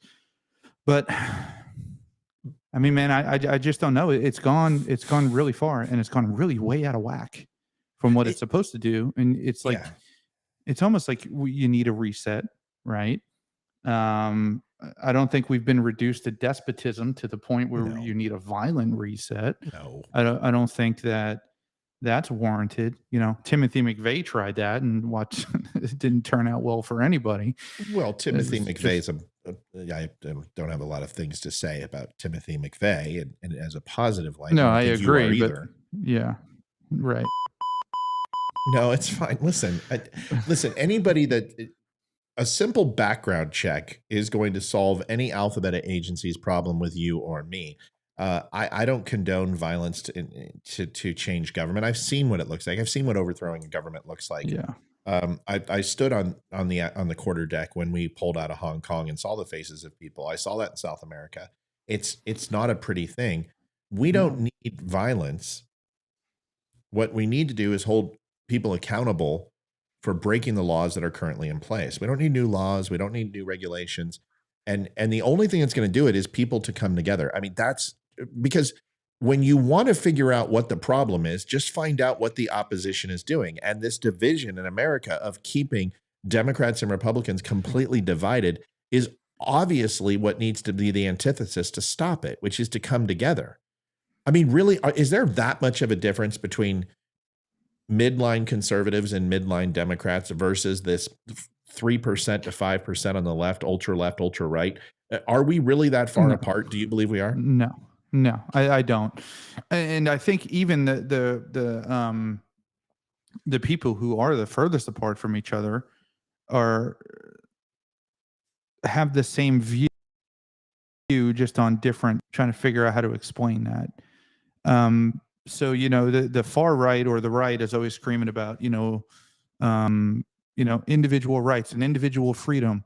And then the left turns around and they're screaming about that when it comes to view. So it's almost like we're fighting for the same thing, right? They're saying that, oh, well, it's not a human, it's a fetus, right? Which, whatever. I'm not going to dive deep into that right now. But their argument is they're trying to protect that what they perceive, even though I feel that they're wrong, right? They're trying to protect that person's individual right. So it's almost like they agree with you. They just have a thwarted different view. So it's almost like you're fighting for the same thing, which is different views. It's weird. So no, I'm sure I completely get what you're saying. So but can Democrats and Republicans compromise, man? It's called compromise. Yeah. I don't believe abortion should be illegal, but guess what? It doesn't matter because that's never going to happen. Because now it's up to the states. Right, which is what it should be, but it will be codified at some point. It's just like anything, just like legalizing marijuana, just like overall insurance per state, just like, Second Amendment. The states will ultimately come to consensus over generational change, just like the whole marijuana debate. 20 years ago, it was a hard line no, and now more states are saying yes, even though I think it's a stupid thing. It doesn't matter what I think. The states will codify this when they're ready. Yeah. But there has to be some sort of compromise before we get there. Here's why. You got 67 million babies murdered, okay, since abortion has come about. So when we propose a bill that says, okay, at 15 weeks, there's a hard stop, and the big three, rape, incest, and health of the mother, are all considerations. Otherwise, it's a case-by-case basis. You're going to save 55 million children over the last 40, 50 years. Why don't we start there? Why can't we go ahead and say, all right, we don't agree with it, but we're never going to get a complete ban. So instead of sitting here going, no, absolutely not, and Democrats going, no, absolutely not, why can't we just say, okay, we can save lives now, and that's better than unfettered access to abortions, and at least get them to agree and say, okay, fine, you want 17 weeks? Fine. You got 17 weeks and you got the big three. Sign the damn bill and shut up, and let's start saving lives. And then let's start working on programs and making adoption more appealing to people. Or let's start educating, our children about this and parents about this, that there are other options. But instead, what do? No, and nothing gets done. Same thing with guns. Same thing with healthcare. Same thing with overseas spending. I mean, this is the problem. And we sit here and watch this ambulance chase and expect it to be different tomorrow. Nothing's going to change. It doesn't matter whether Trump's in office. It doesn't matter whether Biden's in office. The same shit's going to happen, and we're never going to get anything done. Tell me in your lifetime, Samuels, one piece of monumental change that you've had from legislation in the government. I'll wait. One piece of monumental legislation. Yes. Well, none really. That affected me. Well, it's tough because you could make the argument that Barack Obamacare was monumental. I mean, they locked arms and walked down the street as if it was a civil rights movement. Yeah, 1% of the population ultimately was impacted, and then you go ahead and stick a non-constitutional law with mandates and force taxes on people. Right. I don't consider that to be monumental change. No, I don't either. But, the only thing I could see was the end of the assault weapons ban. But that was a monumental change. That was a law that was sunsetted. And Patriot Act was not. When I say monumental, I mean good. Like clean water, monumental change. A tsunami is not. So people, if it's a tsunami, that's fresh. Maybe I don't know. It's not fresh water. It's going to be coming from, you get my point. A glacier the size of Mount Everest falling on New York might bring fresh water over time, but ultimately not the monumental change we're looking for. I'm not talking about bad policy, because I could do that all day. I could literally walk from New York to Greenland, Iceland, and England with all the bad policy that we've had. I'm asking for monumental change that actually has helped Americans. No. I'm serious. I'm dead serious. This is your show. I'm asking the people who are watching right now, please somebody list something, because I can't think of one damn thing that has helped America that the government has done since civil rights. Yeah, in my lifetime, no. The Civil Rights Act, yeah. I mean, that was before my time. See, I'm destroying your show. I'm sorry. People are literally at this. They're like, "Are you fucking kidding me? There isn't anything." And everybody, we're just like, "Okay, that's it. Let's pull bait. Let's go home. We're done." Yeah. There isn't. What, the Fed? No. Oh, don't even get me started. Right. Okay. Right. Don't even get me on the Federal Reserve rant and Patriot Act. No. Paris Accord. Iran nuclear deal. No. And NAFTA. You could argue the Patriot Act is the worst act ever passed in American history. Sure, you can. There's nothing the government has ever done for America. Oh, that's not true. There's a lot of things the government has done for America. It just hasn't happened in 60, 70 years. Yeah. I am 48 years old, and I cannot tell you one piece of legislation that the United States government has passed for Americans. Trump was working on bringing jobs home. Yes, yes. Listen, Donald Trump did amazing things. I am talking change your life. I'm talking about something that okay, if I'm not for universal health care, and Ryan, I know you're not.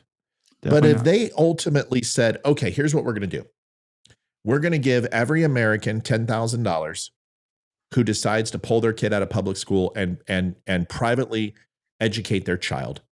We're going to open up, if you want vouchers, fine. If you want overall creating private and creating government funded institutions, if you want to go ahead and do tax subsidies in order to go ahead and fund schools. But if you give us options and you're going to say you're going to have 7 or 8 different options on how to school your child, that would be monumental change. But it would require the parties to actually meet up and say, okay, well, we don't like this, we like this, we like this, we don't like this, and agree on it. Nothing like that has happened since civil rights. Correct. The only thing that's happened is that they are taking more and more away from us. Our taxes are more than they've ever been. The deficit is more. There's more legislation in place now than there's ever been. Executive orders are slung around like frickin' Tinker Tots. Like their actual law. Right. Which that's the most terrifying thing about executive order. Is that an executive order is completely useless unless it's attached to a piece of legislation executed by the House and the Senate. And then ultimately the president goes out and follows through with the funding and gets the things done to make sure that law is enforced. That's what an EO is. But you're right. An executive order is just thrown around for any reason. Like an executive order is supposed to be for like a dire situation. Like Congress doesn't have time to get together and this needs to happen. Well, I think that's part of it, but executive orders ultimately are endowed to the president in order to enforce the law. Example, piece of legislation comes down to, okay, we're gonna go ahead and protect all 2,700 miles of the border. We're gonna build a wall. We're gonna do this. We're gonna put 1,000 agents per 100 square miles. And ready, set, bill's done. You've got $500 billion to make this happen, ready, go. And then the president will use executive orders to get through and essentially direct where that funding goes in order to get that accomplished, whether it's using National Guard, hiring 100,000 border agents, whatever. And the president's administration, that's their job, is to enforce the law. That's what an EO is designed to do, is ultimately to execute the laws that the House and the Senate pass. That's not what it's being used for. What it's being used for now is an overreach that when you can't get something done in the Senate and the House is to go ahead and do an EO and then hope that the SCOTUS doesn't pick it up within 3 years before your administration's over and put a big old freaking unconstitutional tag on it.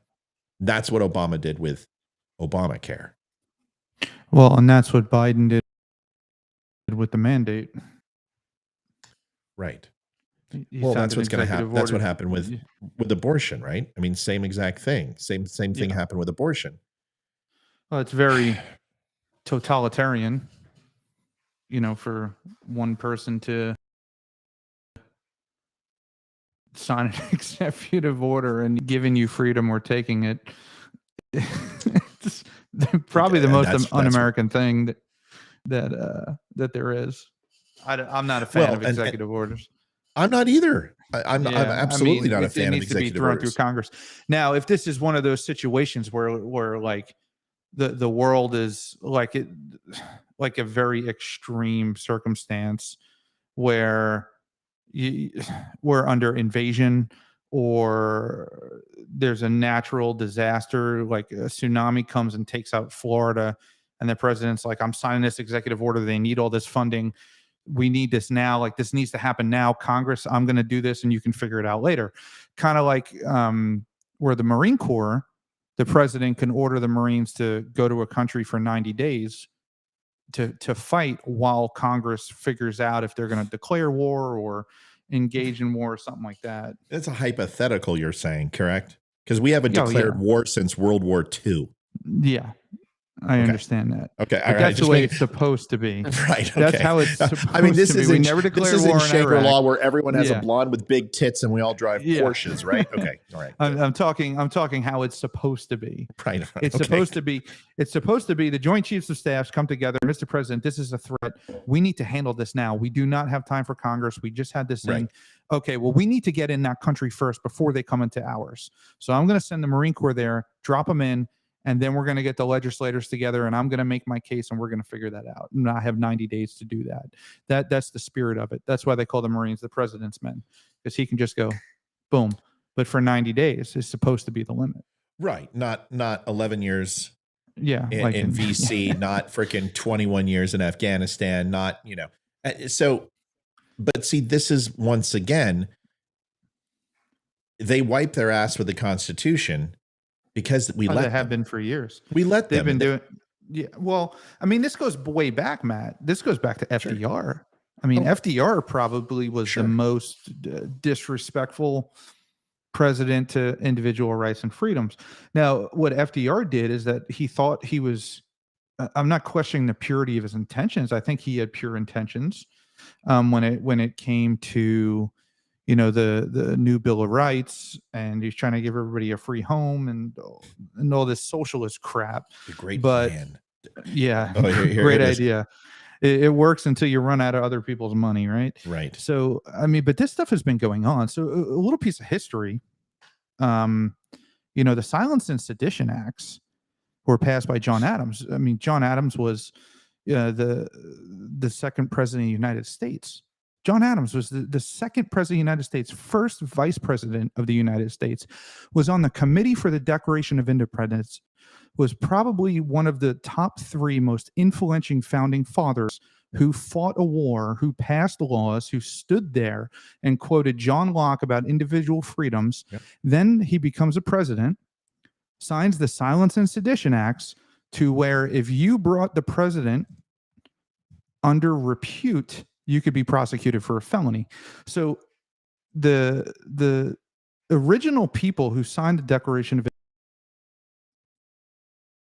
Independence fell presidency, right? And this has been happening about, which is the libido dominante, or the lust to dominate, which is inherent in all of us. Some of us have it very suppressed through discipline, and others just don't, right? And there's far too many people with libido dominante in our government.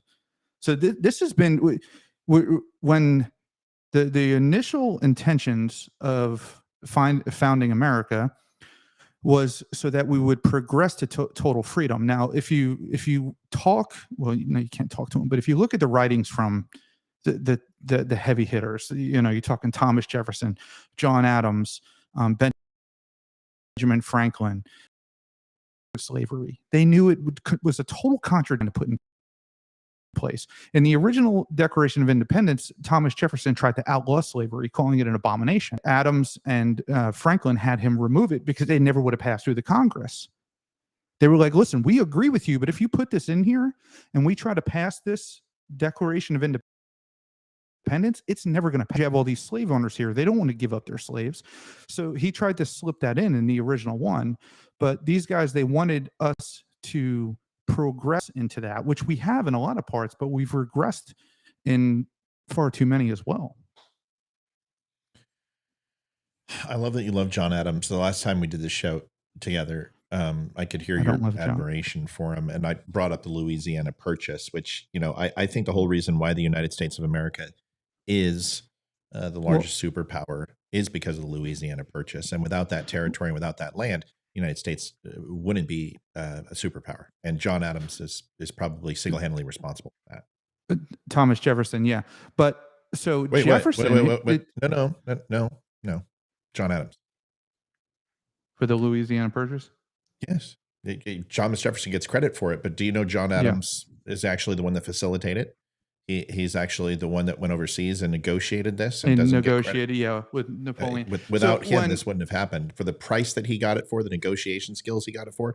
I mean, Jefferson can take credit for it all he wants, but it's like Obama saying Obama got Osama bin Laden, not the SEAL teams. Yeah.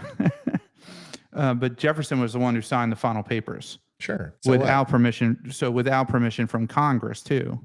which completely violated his own principles, but it was good for the country. So yeah, that's my point is that presidents have been taking credit for other people's work for a long time, and this is no exception. You were going through the annals of history and saying, well, here's examples of this thing happening for a long time. You just showed why EOs and why overreach has happened. And my point is that great men in society, great men in history have done things that they never get credit for. And John Adams was like the unspoken, in my opinion, the linchpin for the Louisiana Purchase to take place. And without it, like I said, I just believe that the United States wouldn't be where it's at. Well, we wouldn't have a country without John Adams. Right. And a lot of independence never would have passed.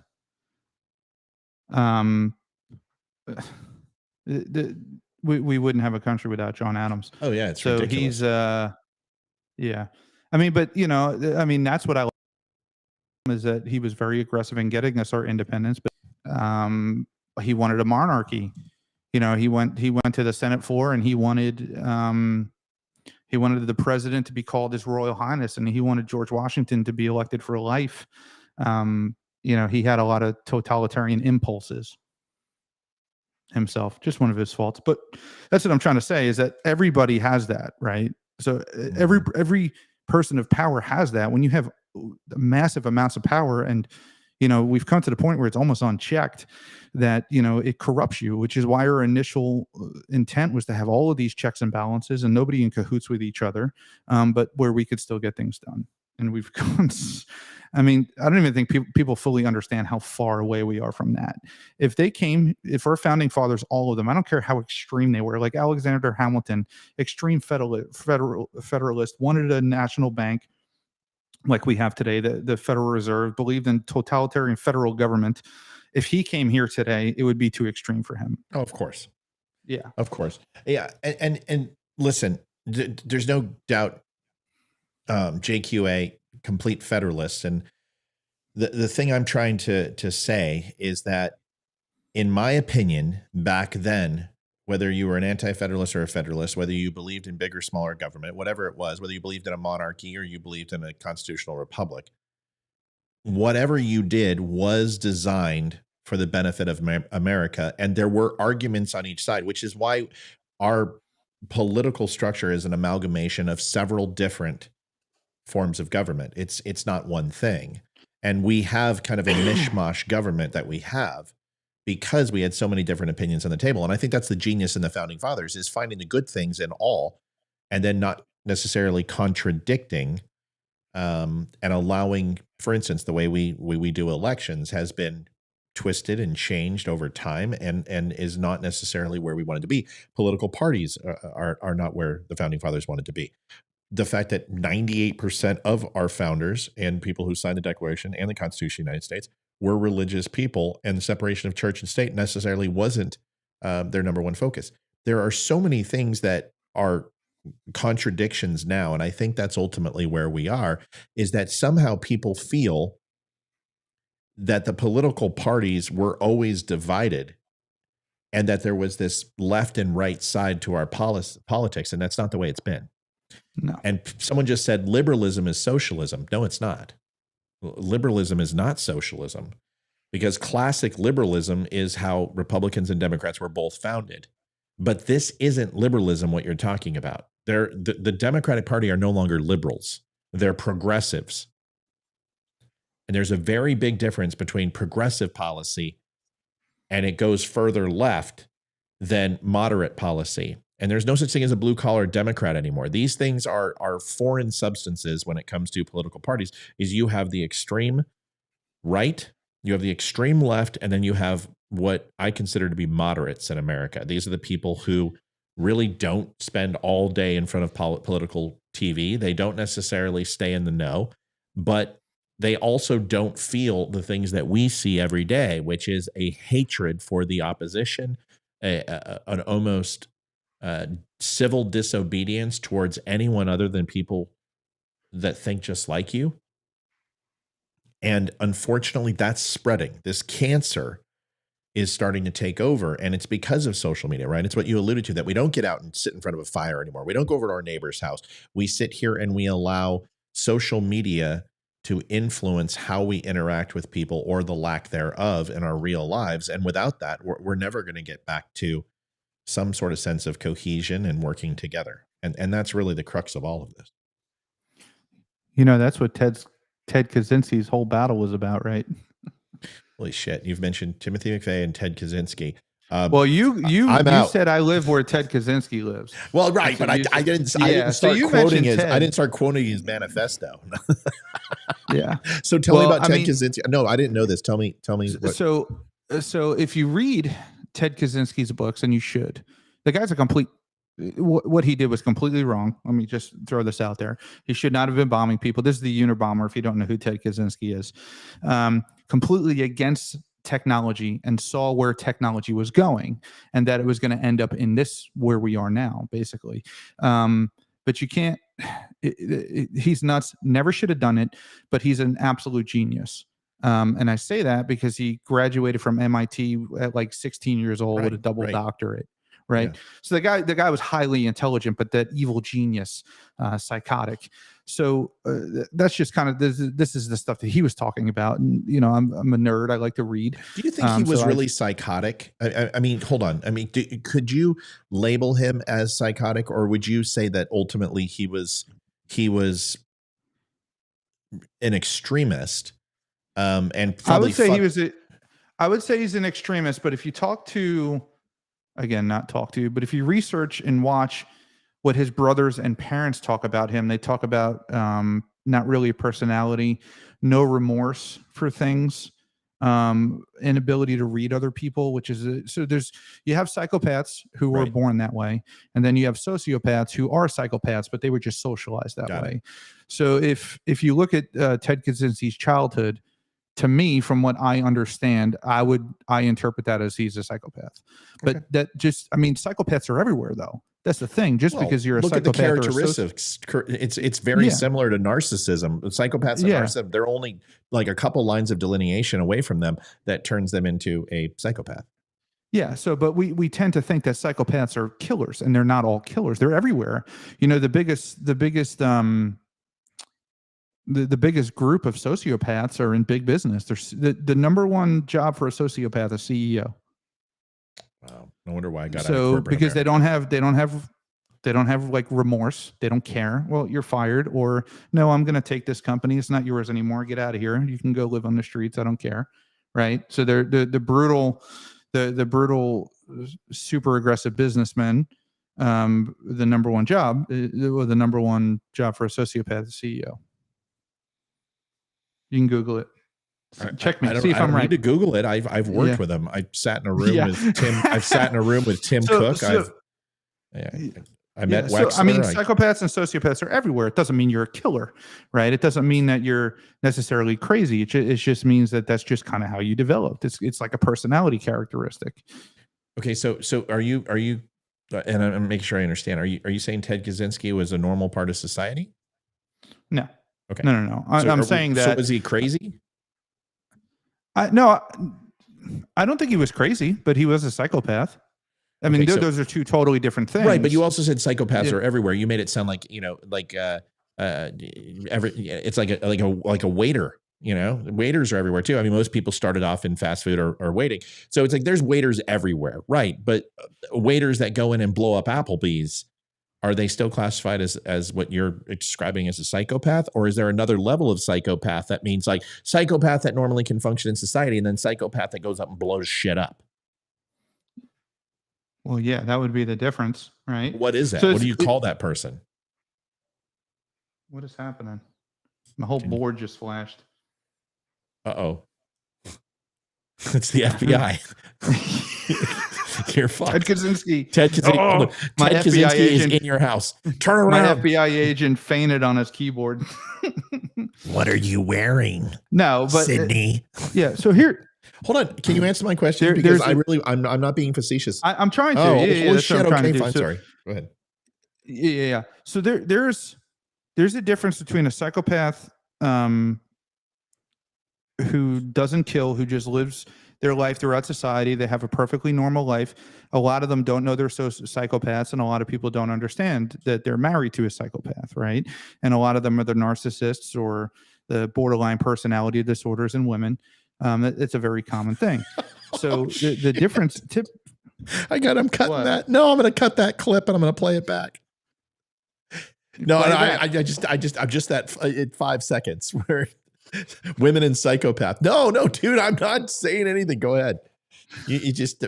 This is the Diagnostic and Statistic Manual. I keep it on my desk here. No, and my wife's going to love it. That's all I'm saying. She's like, can we have Ryan Samuels over for dinner so I can eat him? Praying mantis style. Go ahead. But so something pushed Ted over the edge, right? Now he also had signs of a serial killer. Wet bedding. Did I say wet bedding? That's one of the signs. I got your point. I wet bed all the time. Yeah. Like bedwetting into almost 10, 11, 12 years old is actually a very common trait amongst serial killers, right? So he's a serial killer. Typically with serial killers, the first, or they super freak out about it because they think they're going to get in trouble, and then it just kind of becomes a drug. But his was completely different, right? So he regressed into this lonely state, into this echo chamber, into this woods, into the cabin in the middle of the woods, and his thoughts, and he just kept bouncing off of the walls in there, to the point where he got so obsessed with it that he had to take the action that he did. Now, because he was born as a psychopath, made it easier for him to take that action because he doesn't care about other people. Does that make sense? Sure. He doesn't have a conscience. So because of the situation, the circumstance that he was in, it was easier to push him over the edge. To where somebody who wasn't a psychopath, that had a conscience, that had that line you don't cross, maybe would have not gone that far. So is not having a conscience indicative of being a psychopath, or is there? Yeah, that's one of the things. People, is you don't. Hold on a second. So people who are, is there any other type of personality disorder that shares that trait of not having a conscience other than psychopath? I mean, maybe. I'm not a psychiatrist. Well, well, damn it, you don't get to do that. You're literally, you sound like a psychiatrist, or you slept on a holiday. I did major in psychology. That was one of my majors in my undergrad. All right, so I double majored in psychology. I don't know. I mean, I took psychology, and I think I know just enough to be dangerous, but so to be able to delineate neuroses with, is it narcissistic behavior, psychopath, sociopath? Do they all kind of have that lack of conscience or lack of empathy for human life and have a disregard for it? I just don't know the answer to it. Yeah, so sociopaths do too, 100%. But a sociopath is made. So like that's why you hear a psychopath is born that way, and you're just that's it. That's who they are. You're never going to change them. A sociopath is not born that way. A sociopath is like that nice innocent child that completely abused and beaten his whole life and treated like garbage, locked in the closet, that just their spirit and their will and everything about them is just completely ripped out of them. Then they become a sociopath. So because they're love and world. So that's why you hear a lot about when they're looking into serial killers and profiling serial killers, they're looking at the childhood, right?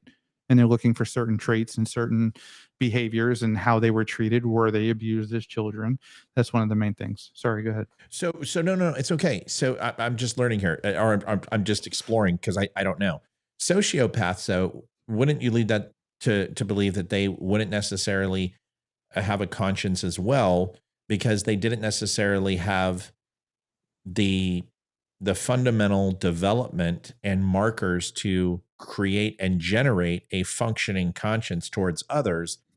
And then also, wouldn't a psychopath be antisocial as well? So wouldn't kind of sociopath and they both fall under antisocial personality. It's an antisocial personality disorder. So that makes sense. They're essentially the same thing, except you're born with one and the other one is developed through your experience and your surroundings. So which one's born with being a psychopath? It's psychopath. You're born with it. How do we discern that you're born with something versus it's something that's happened with external stimuli? Well, through interviews, through investigating, like psychiatrists, they investigate, they talk. They, they have you on your little leather couch and you talk about your childhood, and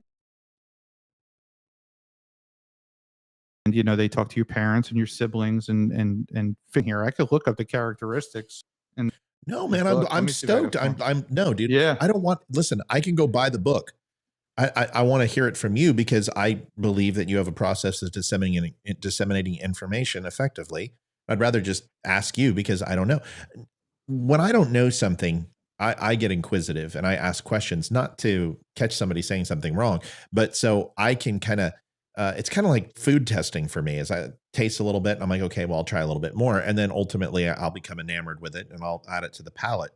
Yeah. Same thing with psychology. I've studied very little of it. And although I care about it, I haven't really started reading about it. So it's just very interesting to me to discover It's that. super. I love it. It's super interesting. Every time they come out with a new DSM, I buy it and I freaking put. So,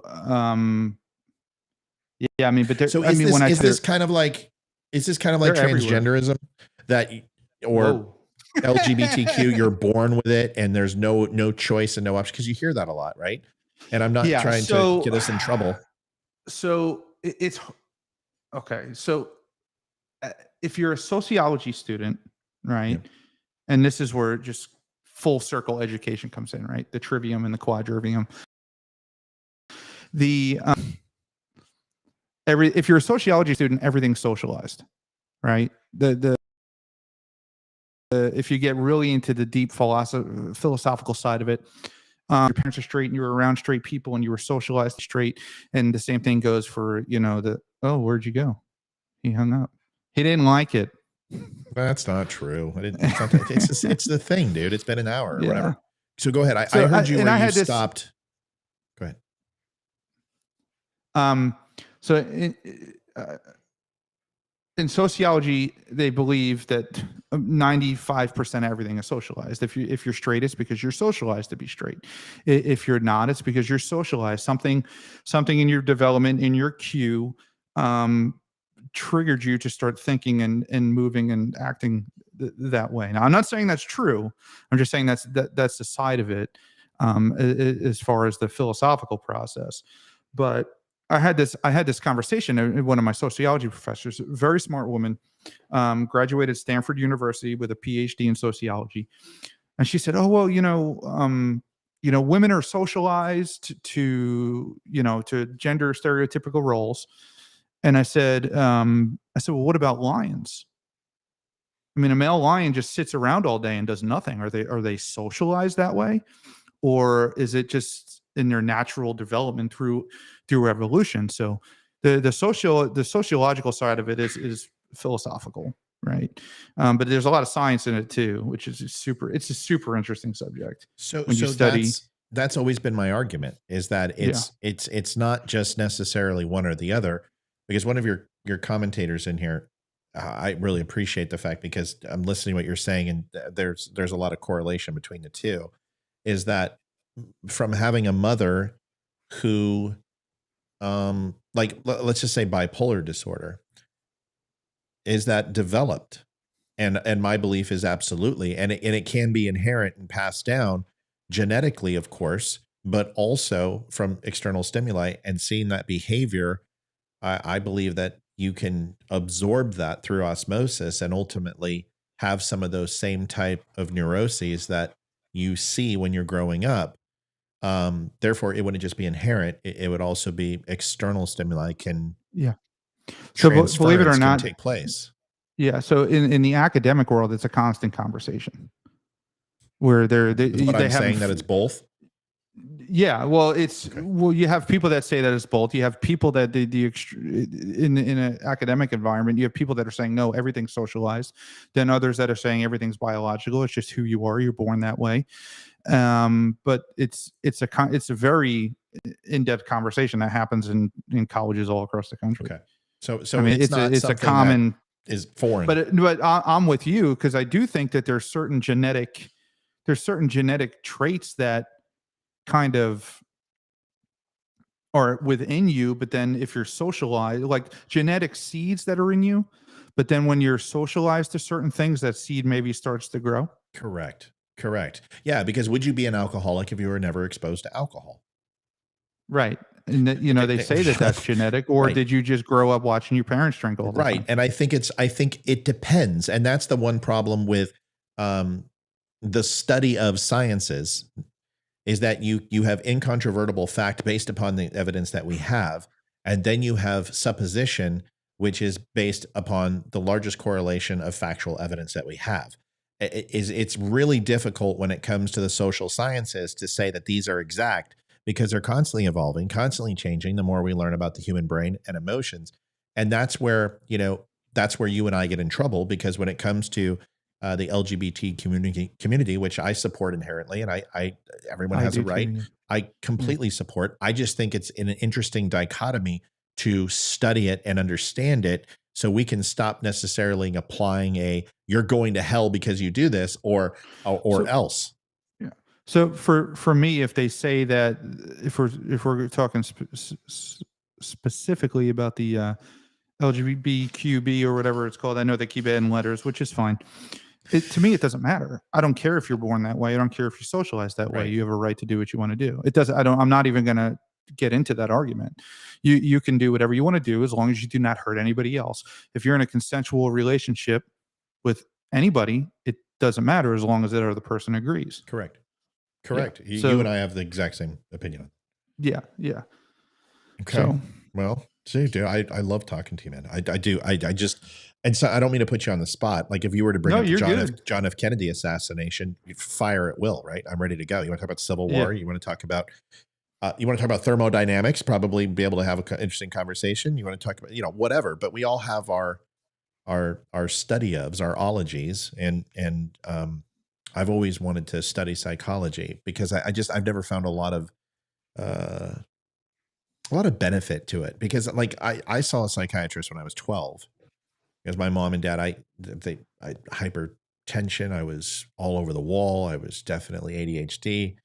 And they're like, of course, here's Ritalin, just started feeding me pills, and adult level Ritalin. Right. So I had brain bleeds, brain zaps. I had bloody noses all the time. I would go into seizures. I mean, just bad shit, dude, because all that stuff was all, the latest craze.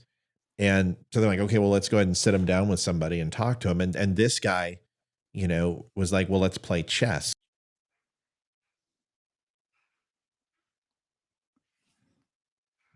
Frozen.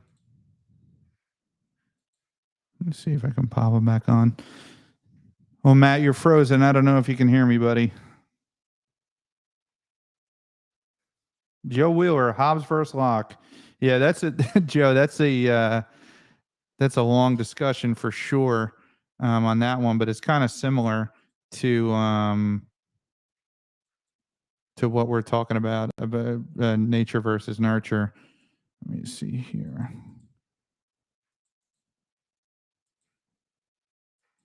I'm going to go through the comments and see what we got here while Matt's trying to jump back on. There he is. God, we got to figure this thing out. Anyway, quickly, I'll just, I sat down with somebody and we played chess, and this guy was, he totally threw the game, and I was pissed, because I always wanted to play chess with my dad, but he would never play. So I'd play against myself. And I was like, dude, why would you throw the game like that? I didn't say it, but I was pissed. And he goes, you seem upset. And I was like, all right, I'll tell him. I said, yeah, it's patronizing that you wouldn't play me with everything you've got. So why don't you stop placating and let's play? And then he killed me and just destroyed me in 8 moves. And I'm like, okay, well, that felt a lot better than what you just did. And then I played him again, then I beat him. And after that time, I had this guy talking. I mean, he was telling me about his wife and his kids, and we never got to me. And I just was like, okay. So anytime I've worked with psychologists before, even out of the military, and trying to deal with anger issues and stuff like that, I've always been able to put them on the couch, and I never allow myself to be psychoanalyzed enough to actually have any benefit from it. Have you had any experience with that, or do you actually embrace the process and believe in it? Well, I've been to the wizard, as we say in the military. I've definitely been taken to the wizard on a couple occasions. But similar to you, when I was about 11 or 12, same scenario. I went to see a a therapist. It wasn't a psychiatrist. And then I had the hyperactivity thing too, and I Ritalin, exact same thing. Played a game. I don't remember what it was, but it was definitely not chess. Just the tip, just to see how it feels. Just the tip. Ouch, ouch, you're on my hair. Ouch, ouch, you're in my hair. I gotta So, but no, I'm with you on that way, because it's when you're talking to somebody like that, they're trying to get something out of you, so you're naturally guarded. Yeah. It's like you're playing a mind game. It's like you're sitting across from them, and they're like, "Well, tell me how you feel about that." Right. And that's the like. Okay, let me give a quick example. In corporate America, we once did a panic room, and I'm out of the military. I am who I am now. It was after Apple. It was working with NBC Comcast. And, the giant panic room where it's like $300 per person. And, we have all our teams and all the DMs there. There's 300 DMs there, and directors and vice presidents. And we're all going through these team building exercises. And my team is like 7 people, and they're drinking and they're having a good time. And I'm like, you know what? Hey, come on, let's focus up, right? Let's get going. We got a mission coming up here. We got to get out of this fucking room. And you guys are playing grab ass. Okay. And so we finally get it up, and they're like, well, who's team leader? And everyone's like, Matt's team leader. I'm like, fine, I'll be team leader. I don't give a shit. So I'm like, your goal is to get out of this room as fast as humanly possible without forcing anything or breaking anything. And I'm like, okay, I got it. And my team's like, what are we going to do? I'm like, don't worry about it. I've got it under control. And immediately, once the lights flashed and you could hear, the locking sounds, and they have all this, this whole parameters. I just am talking to my team. I'm like, okay, guys, and then I freeze. And I start twitching a little bit, and I fall down, and I go on the ground, and I fake a seizure. And of course, my team's like, what the help us, help. And the doors are open up, and I just get up. And I'm like, we got out of the room fastest. Who won? We won, right? And I got a lecture for like 3 days about, you can't do that type of stuff. That's not the point of the game. And I'm like, I don't give a shit. I got out of the room the fastest, because I adapted and I overcame. And my guy, my VP is just like, dude, he's like, that's not what you're supposed to do. You scared people. And I said, I don't know. I don't see it that way. You charged us with getting out of the room. We got out within like 7 or 8 seconds. We should be congratulated for my team. He's like, but that wasn't your team. You did it by yourself. And I'm like, well, so my point, Ryan, is I'm not having you psychoanalyze that. My question is, do you have a similar mindset that it's whatever it takes to win? That social parameters don't necessarily dictate what you do as a person, and they shouldn't? Or did I do something wrong in that situation? You tell me. Well, in terms of military parameters, no, it wouldn't matter. You do what you got to do, and it doesn't matter. We won. You get a slap on the ass from your captain if you did that in the Navy, right? Correct. And you'd be awarded for, look at this quick thinking, and ha ha ha. There's a reason I'm asking this. You're doing perfect. Go ahead. Yeah. But on the civilian side, I don't know how you feel, but you got to, my life on the civilian side is a show. Restricting, certain things. Now, being in the military has made me very successful in the business world, because of situations like that. I can think very quickly, and that's not me naturally. I wasn't born that way. That was the Marine Corps and the training. Like, you had to think quick. There was no, and my whole life I was always told, you go in the military, those are for idiots. Those are for people who don't have a life. You hear the stereotypes. And that was me. I was failing out of high school. I barely passed. I was in summer school every year. Yeah, me too. And I tried to work. I couldn't do it. Showing up late, just a stupid kid, idiot. And then I was like, well, I'm just joining the freaking Marines. Screw it. Why not? And, you learned all that. You had the group activity. I remember in Paris Island, we started off with 93 recruits in my platoon, and we graduated with like 37. Like, all those guys just didn't make it. But like, throughout the process, they would take all of the padlocks and you don't know what like you have your padlock on your foot locker, and they would take all the padlocks and they would lock them all together, like 30, 40, 50 of them. And your name isn't on it or anything. And they'd roll it out. And you have 5 minutes, everybody unlock that or you're all done. We're going to fucking smoke you if you don't get that done. And we would get it done. And you're talking, we're just right. So in the military, we're put in a situation where there's no not succeeding, because they train you to know, not to think, but to know that if you don't succeed, you fucking die, or even worse, the person next to you dies. Correct. Because you screwed something up. So we're going to do whatever it takes, and it doesn't matter. I'm going to get it done. I don't care how dirty I have to get. I don't care what I have to do, but this is going to get done. So, but in the civilian world, it's frowned upon. Well, here's the reason I asked that question. It's because I know the answer. The answer is I fucked up and I did something stupid. And instead of using my intelligence level to engage with the team and give people tasks and find out the strengths and opportunities of each person, and then ultimately, as team leader, assign them to a task that they could navigate, and through that obstacle and through that evolution of the event, we probably would have had a good chance to win, maybe. But the way I think, my question to you is, how many people actually think like I do and don't act on it because of societal norms? And doesn't that throttle who we truly are? So isn't psychology really just a dog and pony show? Is it teaching someone how to quash inherently what their either strengths or opportunities are and cover them up for societal norms? And that's why I have an issue with psychology. And that was the best analogy I could give you, because I knew I was wrong. I mean, first of all, I played on the sympathies of others. It created panic for people. People were genuinely scared, but and then when I got up, they were genuinely pissed. And I'm just like, we won. I mean, that was the whole point. It doesn't matter how we won. It's just that we won. Do you believe that societal norms make us a better society to follow all of these type of acceptable ways to get things done that may honestly be less productive than just taking a shorter route to it, but it's not acceptable in society? Well, no, yeah, it's the social contract. So do you know what the social contract is? Yeah. But go ahead and let's talk about it anyway, so everyone can learn. Yeah, it's just it's an unwritten agreement that we all know about, right? That I'm not going to intrude on you. I'm not going to walk onto your property when your gate's closed when I don't know you. I'm not going to just come walk into your house and open up your fridge. We all have internal ancestral boundaries. To a point, and then the other point, we're domesticated. I mean, we're domesticated by society, so we're taught to act and feel a certain way. So, are we ever our true selves?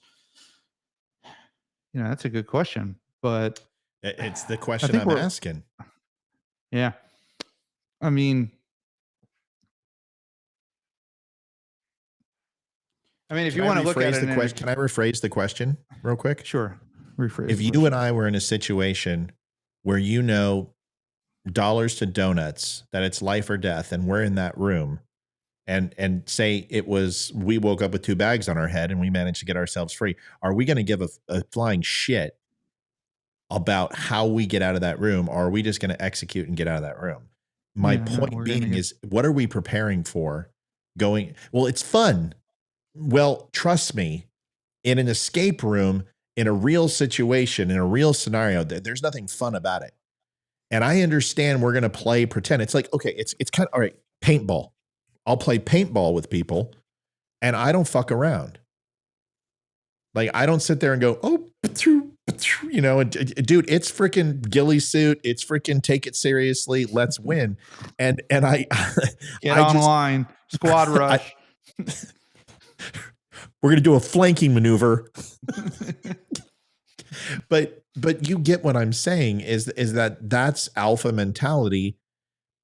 But there's betas out there that don't even want to play paintball. They're like, this sucks. I don't want to do this, but I'm doing this because I'm forced to because of this stupid company event. And I'm like, we either win or we die, y'all. I mean, we could get lost out there. This is survival training. We might be out there 72 hours. Who has matches?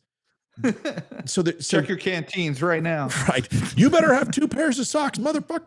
So, are we truly who we are, or are we just trying to pretend to be the opposite and work on those things? To be the opposite of male, alpha male is to be a beta. You need to work on your soft skills. Okay, well, now I'm a beta. You need to work on your hard skills. Why do we have to be fully developed? Why can't we simply just be accepting with who we are and not try to constantly develop to something we're not? That's the question, man.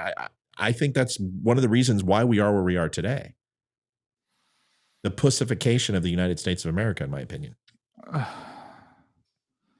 You know what I was thinking the other day? No. I was watching the news, and they were talking about Taiwan, and how China's upping their military and positioning troops like they're going to get ready to invade Taiwan. Right. Good luck. And I was sitting there. I swear, I was just thinking. It may have been today.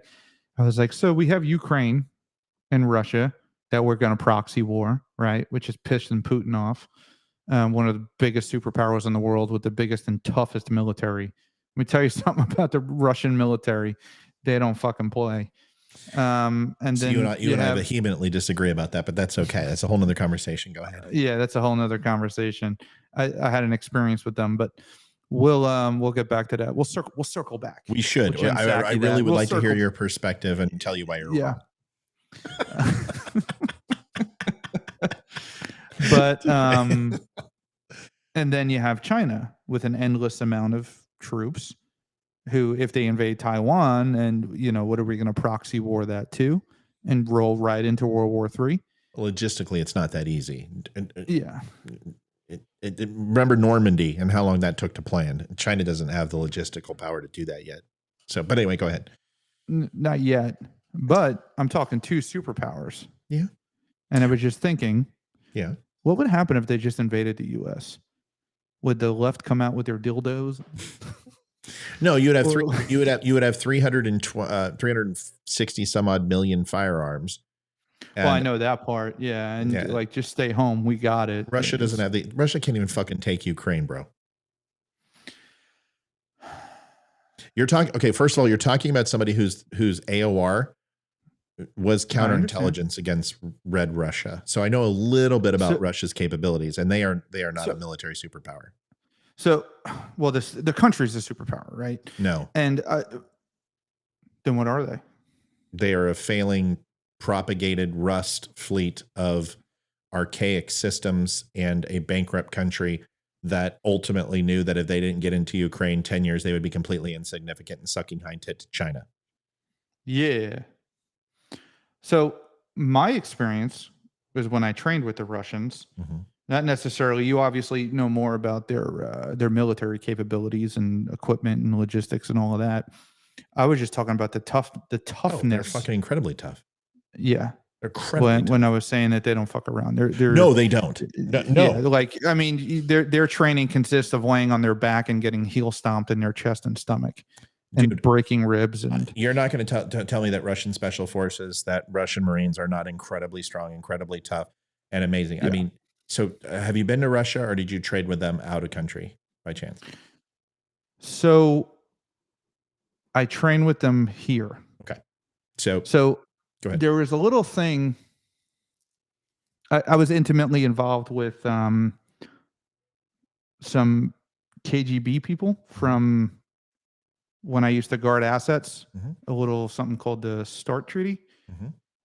And those guys, I got a story. I think, how long has it been? What do I got? 10 years?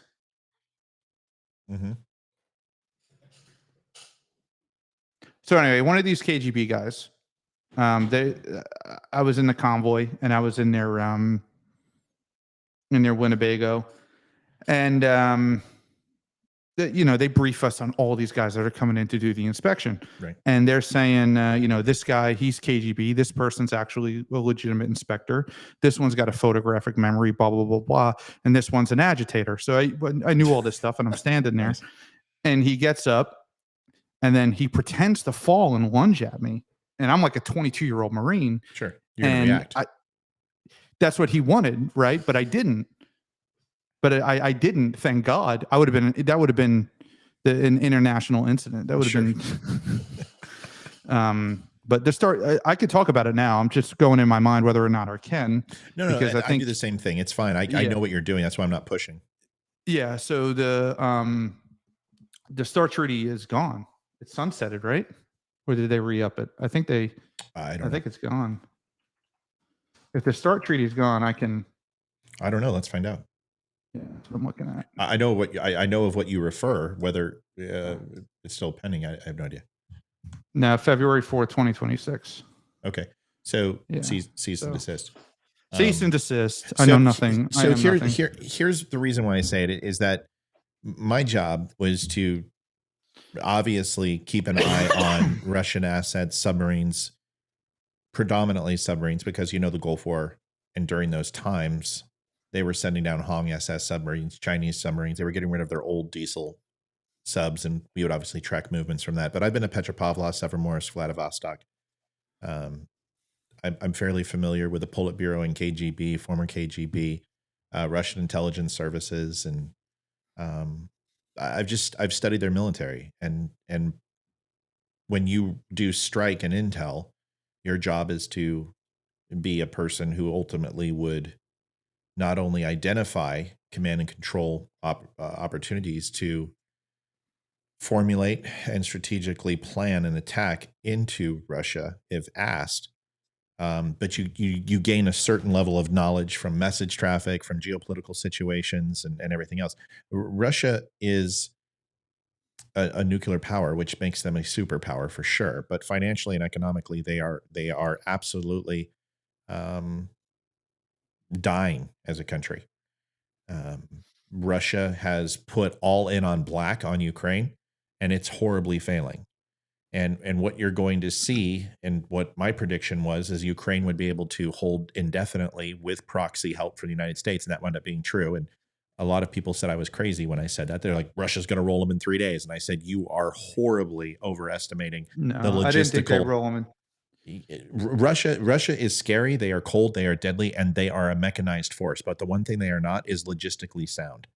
And they don't. We learned in World War II, when 30 some odd million of them died, that they're incapable of logistical success. And this in Ukraine ultimately is why they failed, is because logistically they couldn't refuel, they couldn't resupply, and they failed horribly. This is what stops Russia from being a serious force, and why they didn't do what the Germans did by blitzkrieging into France, but going into Europe after World War II and taking territory that was very takeable and failed to do so, is because logistically Russia is not very effective at their mechanized division deployment. And as far as submarines and aircraft, those are obsolete. Russian subs are horribly obsolete. Their MiG fighter craft is ill effective. Sonus picks up all of their boomers and all of their fast attack Kulas coming out of those areas. And if they want to launch a Bear Foxtrot, that's great. We'll see in 3.5 hours. By that time, we can scramble an F-35 500 miles away and shoot your ass down. Russia. Well, we have what's the Navy aircraft? The Sub Hunter, the Pez 3, or yeah. Go ahead. I'm trying to think of the name of the plane. Well, are you talking about a newer plane or an older plane? It's an P3. So P3 Orion is an older version, which is definitely a sub. The P8's the new utilizes the E2C. one, right? Yep. Yeah. P8's the new one. Yeah.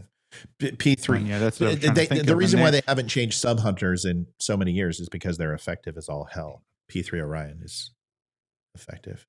But it comes down to this, man. Russia is not my big concern. And China with Taiwan, from a fuel standpoint, from an energy standpoint, China is in a world of hurt.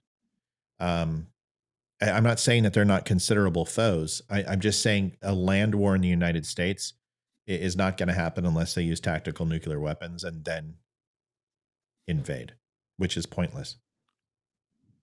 But I want. Can you hear me okay? Yeah. Can you hear me? You want Red Dawn? Yes, that's what I want. Wolverines. I want Red Dawn. Damn it, Wolverine. Dude, I don't know if I think the kept land you on. would be horrible. Yeah, it would What's be that? impossible. It would be, well, first of all, it'd be impossible. You know, war is a battle of inches and a battle of feet. And to take Yeah. New York, great. Well, then you got to go take Chicago. Okay, you want to take Chicago, you got to take Baltimore. You want to take Baltimore, then you got to go Cleveland. You want to go to Cleveland, you got to go. Dude, no. There's no standing army in the world, even if they all unite, that is going to be able to knock door to door and stop. Dude, every single farmer has a 308. And all of them can hit 750 yards.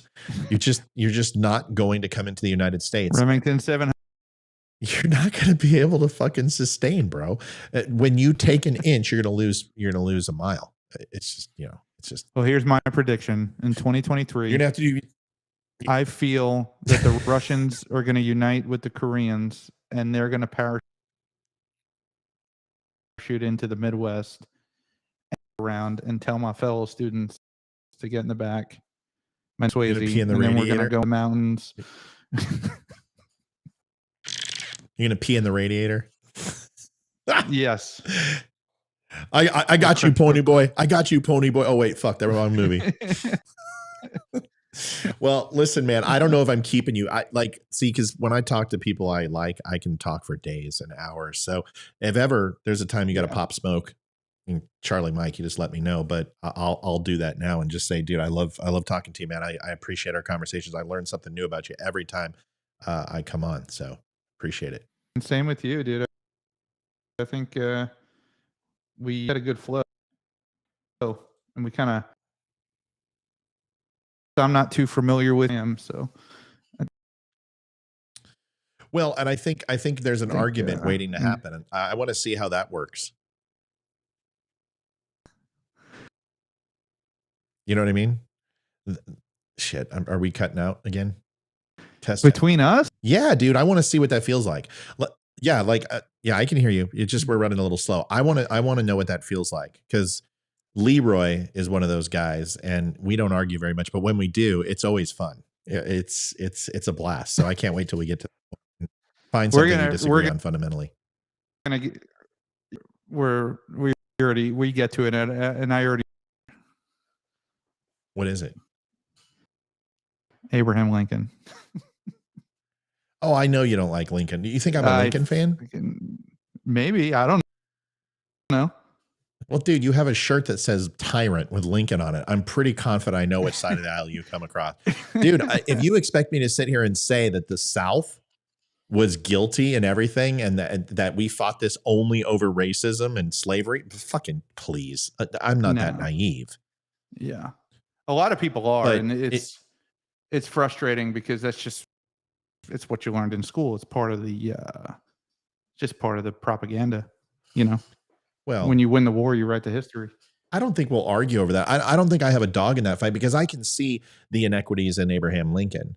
And so I wouldn't deny that. It's like, I think you and I will argue on, I don't know what we'll argue on, but there is something, and I'm sure there is. And I hope we can find that one day. We got to get like a little bell sound effect. Oh, hold on. I got one for you. I think I've got one for you. I got to figure out how to load this up. Yeah, and you've also got to assign it. Yeah. So you got to get one. You got to get one of these, because you can put all your sounds on your Stream Deck too. I have it. Okay, then you got to do that too. Stream Deck. Yeah, you can. You can change pages on your Stream Deck, right? Dude, your connection, freaking Ted Kaczynski, FBI just popped. They just put flashbangs into his house. All right,